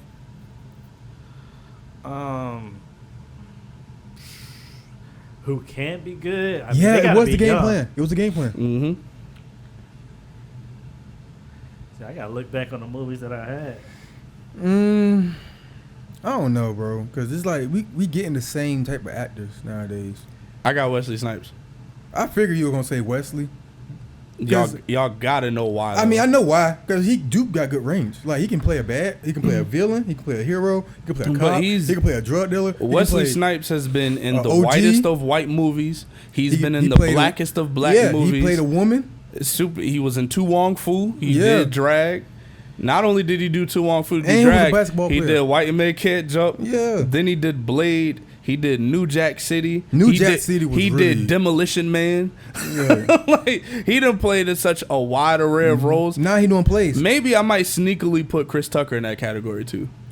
I can see more of Chris Tucker because he don't get that much. Because being from the Because what Fifth he did on Element, air, the Fifth Element to Rush Hour to well, actually, nah, he might be in that one category where he don't got no range, but he plays his character so well. no, you see air. See, Did but you that's see the Air? thing. Did you He see played Air? his character, as far as Fifth Element, in a version that was supposed to be Prince. So he brought his character to Prince. But he was again when you Because that's who the original character was I supposed remember to be. that. But when you look at him as a comedian, I don't know if people respect that as range as a comedian or range as an actor. It's both, because it's the fact that you can bring somebody like Prince and still be straight. He was Honestly. still getting girls in He that was movie. getting Bro, cheeks. He for was real. getting cheeks in that outfit Like, too. come on now. Like, come on, bro. We can't even do that, man. And I only say that because we all again are victims of perception. So when you perceive him in the movie and you see him play that role, you laugh more than you say, dang, he bodying that role. Like he bodied the role because I was laughing the whole time, not because dang, I took his character that serious. That's why I think it's unfortunate for characters like him, because he could play a rendition of what people were supposed to have Prince in, and a hood nigga who owed somebody $200 and was running for his life. Real Right. talk. and then a cop. Like, but he bodied that role because he was funny as hell in that role, rather than he bodied that role because he actually embodied the character. Like, to me, Wesley Snipes was he bodied the role because he embodied the character. Chris Tucker is he made me laugh, so he bodied it. so you feel like, all right, if I put this between, I guess I could say they both like got range. if this is like a Dragon Ball Z type of thing, you'd say Wesley, like, Wesley Snipes would be Vegeta. yeah, Wesley And would be Vegeta. Chris Tucker would be Goku. No, I was about to say Trunks. That's true, because Trunks ain't got no damn range. Because for real, like, that's Trunks. But he always been cool though. like, but he show up. You know what I mean? He do show In up. fact, he do. So show it's up. like, why not? Or like Piccolo. No, Piccolo got more range now. He got a boost. I ain't gonna hold you. But That again, boost was crazy. Piccolo's range went from here to here. Chris Tucker, to me, Piccolo is still Piccolo. Chris Tucker is still Chris Tucker. We seen Chris Tucker go from, again, the Fifth Element to being a cop. And we seen Piccolo be a villain to being a stepdad. Yeah, to being a stepdad. And okay, well, I guess maybe Krillin might be more accurate. I was thinking about Krillin. I was gonna say Krillin. Because Krillin did show character development, but it's Krillin. So like, but he still is in the main. But we don't expect him to do main shit. We expect him to be a main side. I'm about to say, all right. Krillin like mashed potatoes. we expect you to be a main side. As long as you not, bro. As long as you're not terrible, bro. You call Krillin some wings from Applebee's. He boneless wings. Boneless wings. Krillin boneless, bro. We here because we know you the only one that ain't gonna fail us and just being you chicken tenders. That's it. When you go to a new restaurant, you get chicken tenders because I don't trust nothing else here. I'm gonna look at what he got. And I might taste whatever is on that plate, but no, I'm not finna branch out and do something new. I ain't never been here before. I don't know you like that. But what are y'all expecting from Secret Wars? Secret Wars, I'm more so excited because I feel like they tried to bring a big villain in it, and that's where they messed up at. So they had to go ahead and be like, all right, Dr. Doom and shit like that. But it's still like he's still a bit villain, but it plays more into what's coming next versus with Kong, basically. With him just being how he was in the comic book, he was like a boring villain for not gonna hold you. Like versus like between him and Galactus, they both are boring villains. True. I don't really know what to expect from the introduction. I know everybody has their theories on how he's going to be introduced, but that actually playing out in the film, I genuinely don't know. I just want to see it. Now, if it's bad, then I'm like, all right, the rest of it's going to be bad. Like, that's how I'm going to play it by. And Robert Downey Jr. being a bad character, nobody will ever forgive the MCU for doing that. Mm-hmm. Nobody will ever forgive them for poorly writing Dr. Doom with Robert Downey Jr. at all. It's so many mixed reviews, but everyone's passionate about it because everyone loved Robert Downey Jr. Like, look, it's gonna be a wild and out session. What he gonna do? He gonna pick up and kill it. That's all I gotta say. Pick up and kill it and kill it. I think so as well. Let's see. I just want to see the voice he puts to it. Everybody knows him. He talks about It's gonna be a voice change. It has to be a voice change. Within that mask. We at the fun part of the show now. Goodness gracious. Are you chiming in on the fun part of the show? You want to give him a break? Give us a break real quick? You got anything? What? On the fun part? You got a what you call it? A song? Yeah. Yeah, I got a couple songs. All right, that's what we're going to do then. We're going to throw a what you call it in here because the turn is going to be I'm not even going to call it a 360 because that would be right back. It's going to be a complete 180. Because we might get a little political. Well, we're going to get a little political. But yeah, if you are unfamiliar, we haven't done what you call this in a little minute. If you're unfamiliar, what you call it is just a song that we play as a palate cleanser. Usually, I try to do it within the hour range, but we passionate about these movies. I'm gonna tell you that right now. We passionate about these movies. But we ain't really passionate about everything else, so we just gonna go ahead and Which one you got for him? I already added into the queue, so the only thing you gotta do is just play next. You say you added into the queue already? Yeah. Oh, okay. So look like he got Free the Guy. Well, I ain't gonna say for him. If he did, well, what he got charged for? If he did it, he need to get charged. But the way they charged him wasn't right. So well, what he got charged for had nothing to do with what everyone had been accusing him of, because he's guilty of what they charged him with, which was having the gun and shooting the gun, which is illegal where he was at. That's illegal, and because it's a violation of his parole as well. Oh yeah, that part too. Yeah. So but him actually shooting her, yeah, he never got charged with that, which was the most ironic part. Which is the weird part. Okay, so I need to make sure I'm in the right joint. Good, and we got Sorry for What.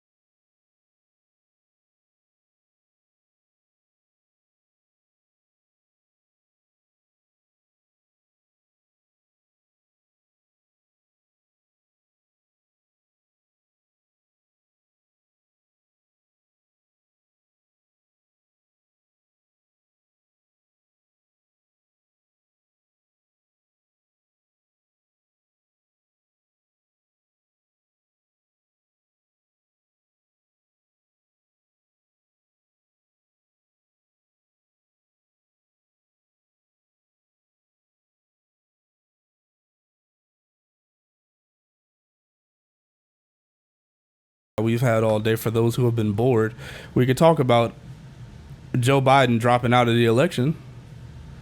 Just the most absolutely entertaining conversation ever. Joe Biden dropped out, and Kamala Harris has stepped in as the next candidate to run for president. Joe still has to close out the job. President Joe Biden still has to close out the job. And there has been a lot of, as y'all can imagine, it's very split on how everyone feels about her being a part of the presidential race, the purpose of her being a part of the presidential race, and people also feeling the way about the fact that we ain't heard nothing from her since we did it, Joe.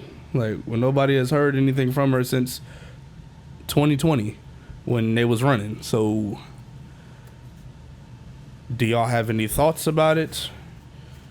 Because I could definitely think of something much more entertaining to talk about if y'all ain't got no thoughts about it. Because it also plays into stuff that has happened recently, like the murder of, I forgot her name. I'm gonna find her name just out of respect. It was the woman that called the police, and when the police got there, Brianna? No, it wasn't her. Oh. It happened again recently. Oh, I think it was Sandy. Like, it started with an S. I'm gonna look it up right now, just to not be disrespectful. And while he's looking that up, I'm just gonna give my 2 cents real quick. For those that saw me eating a pizza, that joint was delicious. Domino's, Papa John's, sponsor us. You know what I'm saying? Fact, sponsors. Also, I don't really like it because it's just giving us another version of Trump versus Hillary. And what's going on with everything as far as like just how it's being ran, it's like it's puppets out there. There's a lot of puppets. Sonia Massey. Rest in peace to her. Rest in peace to her, absolutely. And it's like a lot of people that's being a part of a campaign that had no business being a part of a campaign on both sides. Like I seen Hulk Hogan was at Trump campaign. Then we got Meg Thee Stallion and Quavo at Camilla's. It's just like, what are we? Is this a presidency or a popularity club? Like, which one is it, bro? Well, by definition, technically it is, but I was about to say, by definition, the presidential race to U.S. citizens is a popularity contest. That's why when we vote for president, it's called the popular vote. And when the Electoral College votes for president, it's the actual vote. It's the Electoral College vote, because our vote in the presidential race does not matter for who selects the president. Our vote matters in everything else leading up to commander-in-chief, which technically does put the commander-in-chief in seat.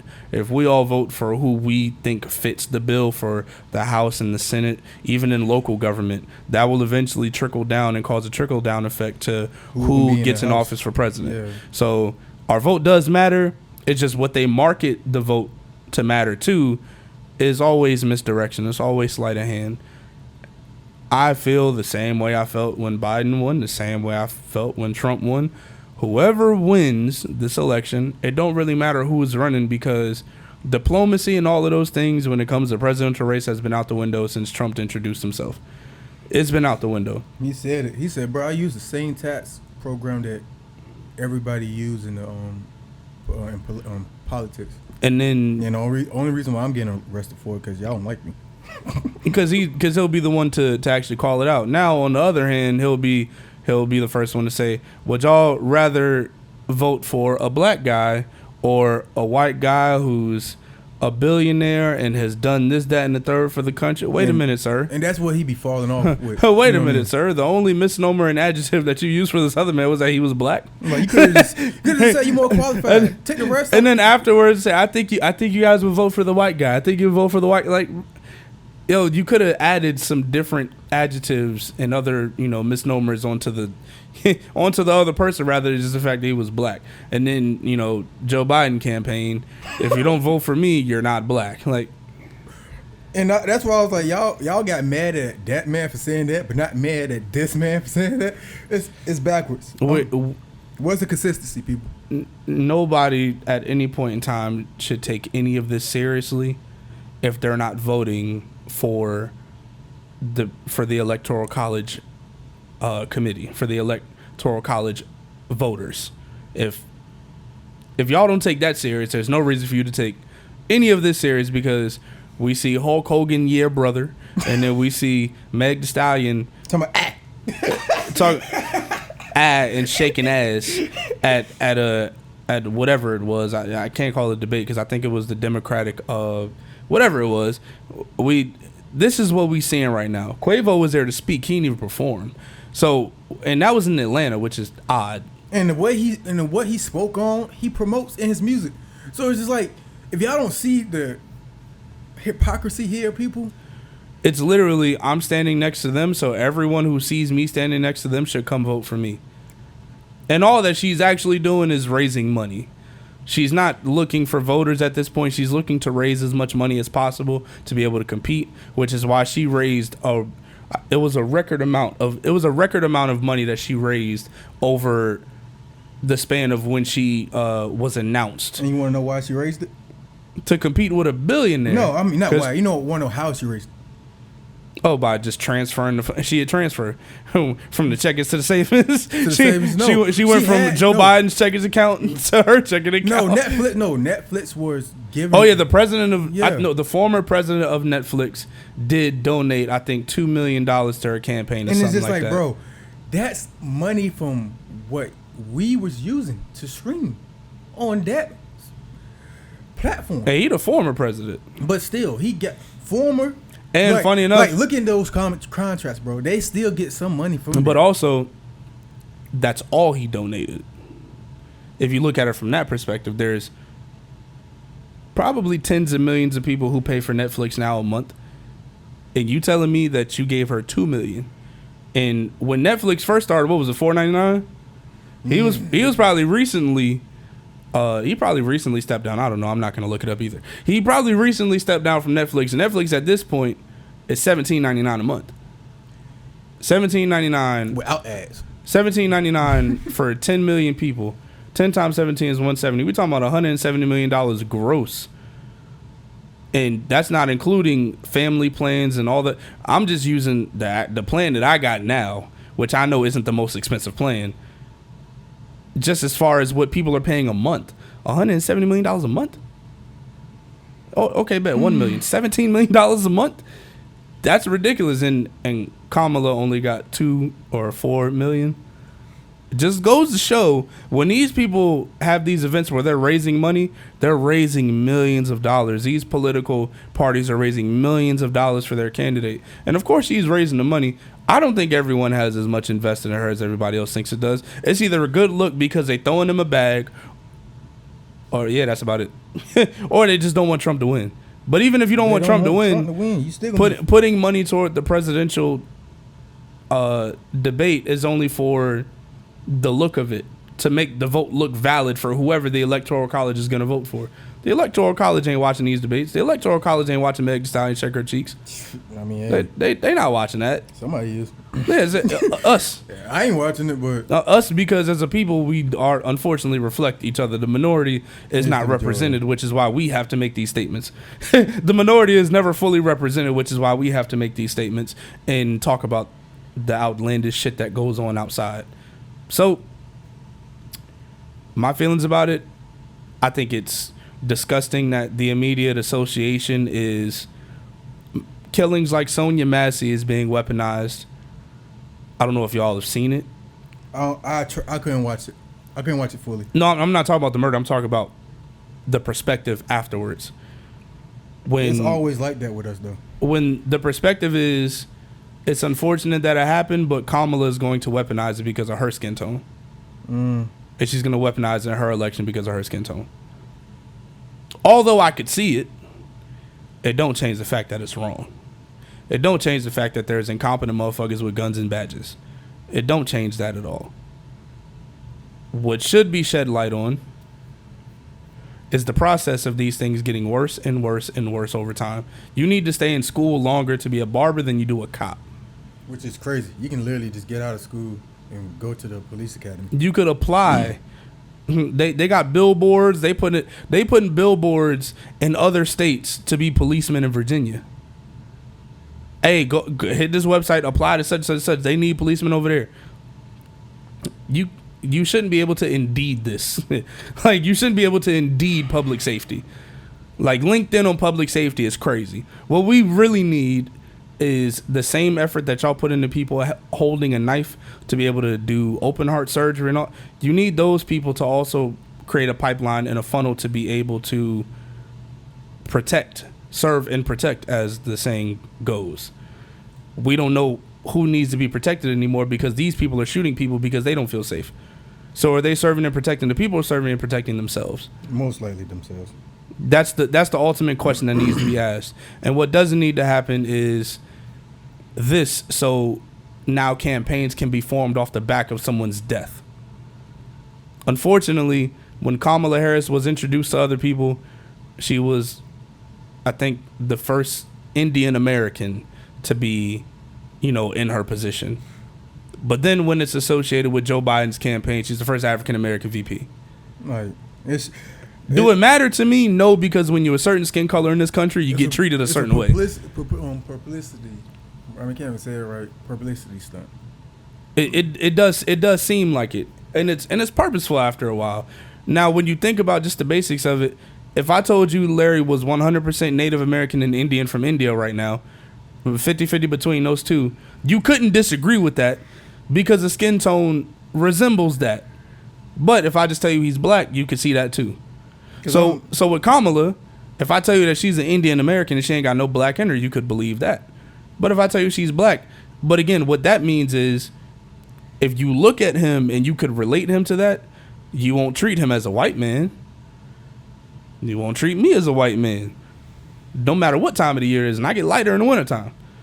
You won't treat Tre as a white man. You won't treat people of that skin tone as a white man at all. So Kamala at no point in time probably got treated like a white woman. I ain't gonna say she always got treated black, but she definitely didn't get treated like she was white. And just because she went to Howard University does not mean she's more black. Can we please stop that? I keep seeing this over and over and over. She went, this is her Howard picture. They literally hand out minority scholarships at HBCUs for majorities to go there. White people get scholarships to go to black colleges. I don't know how many people know that. I know that. But if you're a minority, if you're white, Indian, Chinese, whatever you are, if you're not black, you actually can receive a minority scholarship to go to a HBCU because you'll be a minority on the campus. And pretty much what was it called back in the day? Goodness gracious, affirmative action, basically.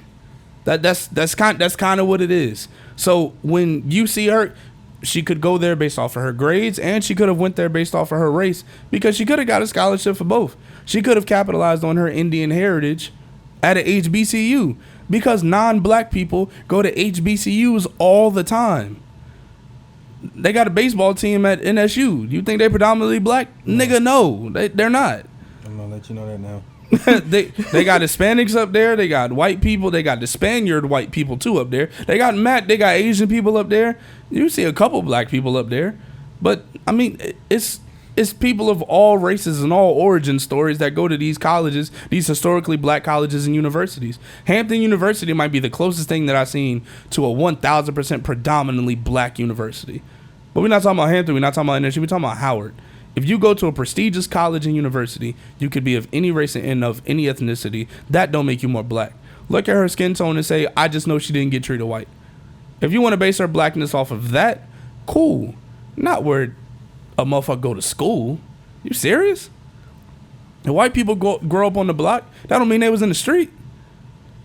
There'd be white people that go to hood schools all the time. They wasn't participating in hood activities. They just had to go there because that was where their parents could afford to stay. Or they might have had a good academy if you stayed in Virginia Beach. Like, this academy actually works out for what I want to do when I get to college and when I grow up. So I got to go to the school. Sorry, I got to go to Bayside. Sorry, I got to go to Green Run. I'm sorry. Their academies are actually pretty good. I don't really have nothing else for the topic. You said it. I mean, ain't nothing else to really talk about. It's like it's all meant for us to look through it. I mean, look at it and be like, oh my God, this is so amazing. For those that don't they try to say, oh, these are people that are ruining their presidency because they don't want to vote. And it's like, no, I don't want to vote because I have 2 bad options. Like, that's like saying, oh, you want to do coke? Not coke. You want to do coke, heroin, or you want to drink the strongest liquor out there. Or you want to drink crack. Or Molly water. Like, you want to drink 4 Loko with crack sprinkled in it. Like, you want to do that? You fine with that? Like, no, I'm not going to do either. And like I said, if I had a gun put to my head, I'm voting for Trump. Just because, like, I didn't think we was gonna get that one. No, if I had a gun pointed to my head, I will vote for Trump. Do I want to? No. Do I want to be a part of this? No. That's why I'm not gonna vote. But at the end of the day, I got to look at it from a standpoint. I can't jump on the bandwagon of somebody that's basically prophesizing off of a race that they're not a part of. I can't do that because that's essentially what has been going on for the 400 years. Y'all. Everybody, all the black activists want to be like, yeah, we can't do this because of that. But as soon as it's happening within our own race, y'all just want to be like, well, she's our skin tone. What is she black? Is she's this? Is she's that? Is she's actually supporting the cause for people? That's what really matters. Yeah, it's that portion right there. And I'm not even speaking toward Kamala, but to piggyback on the point of blackness has nothing to do with skin color. And it has nothing to do with whether one of your parents are black or not or have black in them. Exactly. It has to do with a level of understanding and participation within what would be considered. I don't want to say culture because it unfortunately is, because we also do got fucked up things that are considered black culture. You know what I'm saying? But if you're not just a participant, but someone, well, yeah, if you're a participant and you embrace what it is to be black while fitting the description and while being understanding of the black experience. Mm-hmm. If you try to denounce your blackness and denounce the black experience that you went through, you could be as dark as Larry and Tre's shirt, and we not gonna consider you black. Same way people try to remove Stephen A. Smith black card for not being on the Colin Kaepernick train. Black people can tell whether you just went through certain things. We poorly vocalize it by saying, oh, you just not black. We take your black card away from you. And while also poorly handing out these black cards and cookout invitations to motherfuckers who know a Gunna song. But what happens is we poorly vocalize it, but what we really mean is, are you willing to sit through what I sat through? And are you willing to speak up for the people that are doing that, in which the repercussions is they're going to group you with us because you're speaking to what we all know is wrong. And if you can't say that you fit that description, I don't care if your dad's black. I don't care if both your parents black. If you was raised to be like Uncle Ruckus, or you grew up to be Uncle Ruckus, you could be as white as you want to be over there with them. You could be as Chinese, as Australian, as whatever you want to be over there with them. You will not be welcome with us if you constantly denounce us at every chance, or you stay quiet at every chance you have to speak for us and to represent us. Not even just speaking for us, because some niggas, as we've discovered recently, like to speak for people that they have nothing to do with just for the sake of looking like a hero. But if you are not willing to relate to that, and willing to stand for that on a regular basis, and to be able to accept that as just to be able to accept all of that and what comes with it, and not stay silent when maybe you don't have as much to benefit from it, when you could represent that, when you could lose something from it and you still choose to represent it. That's what it speaks to. No longer can we constantly speak to people who only claim it when there's something to gain from it. At all. I think that chapter is being closed, and even to the point to where we closing it sometimes too soon. I'll be the first to say I've done that. Sometimes I'll close a chapter way too soon just because it looked like some shit over there. Now I don't even want to deal with it. If it hit the fan, I don't want to be there. If I'm wrong, I still don't want to be there because I saw this and I ain't like it. I've been a person who has definitely done that, whether it be with friendships, relationships, anything. I've definitely been that person before. Because I'd rather be the person that got rid of you too quickly than the person that stuck around too long. I'd much rather be that person, unfortunately. I guess that's me being a Patriots fan too, because Because Belichick was always cutting motherfuckers that had 2 years left. He was always but regardless, yeah. I ain't really got much else to add to it because it's politics ain't my thing. If you ask me if I voted, no, I didn't, and my reason is I'm not informed enough. I don't look at the policies enough. Those things don't dictate my everyday life because me being middle class to lower middle class, mainly lower middle class right now, I'm not affected by as much of this stuff as I'm either going to be receiving a rich motherfucker taxes or my taxes is going to go up every time I make $1 more. And it's going to be like that regardless of who's president in the next 16 years because of what everybody has been doing to the years prior. And also, I finished my training, people, so I'm officially employed, my boy. So I've been employed. I'm officially getting paid. Yeah, I get paid Friday. But to jump back on this, I honestly just want to say what he is saying is essentially right because you can't put your 2 cents where you are fully involved in. You can't put your love into something and say you are for it if you haven't been seen or putting in no work or this, that, and third. You can't even defend people that you don't even know that well or you just seen or anything like that. You can't just support a group of people that you haven't done no research on. You haven't got involved in any type of way because when you do that, it's going to come off as you being a bandwagon, a vulture, and you're just using. That's all it is. It all ties down to those things. You're just going to be using the benefits that these certain people are getting. Sorry, people. I'm also getting over a small cold, so if I do stutter more, it's because my voice is still kind of hoarse. But more so of that, it's just showing where a lot of people in the world, like, because I'm going off of historic terms, right. The we the people shit. A lot of people don't understand what that means, and it's showing because each time we get a president that is showing us that they are not going to keep their word, and when we get one that tries their hardest to keep their word, we bash that one the most. But we don't bash the one that hasn't kept their word at all, and just push back things, and we make excuses for these people because we like them. And that's one thing we got to stop doing as a human being, as human beings, and as like ethnicities and just a diverse group of people in whole. You can't put all your cards on one person that you just like just because the sake of liking them. It has to be the sake of, they put the work in, they're reliable, and they're trustworthy, they have integrity, they're honest and courageous, and they encourage people. They are not doing none of those things. Don't have them in your circle trying to uplift you, because the only thing they're going to do is just bring you down more and more, and then you're going to question why the other group is looking a certain way versus how you are being. And it's never fun when you're on that at all. You got to be thorough, and I know that's an old saying and that's a hood saying to an extent, but you got to be thorough when it comes to a lot of these things.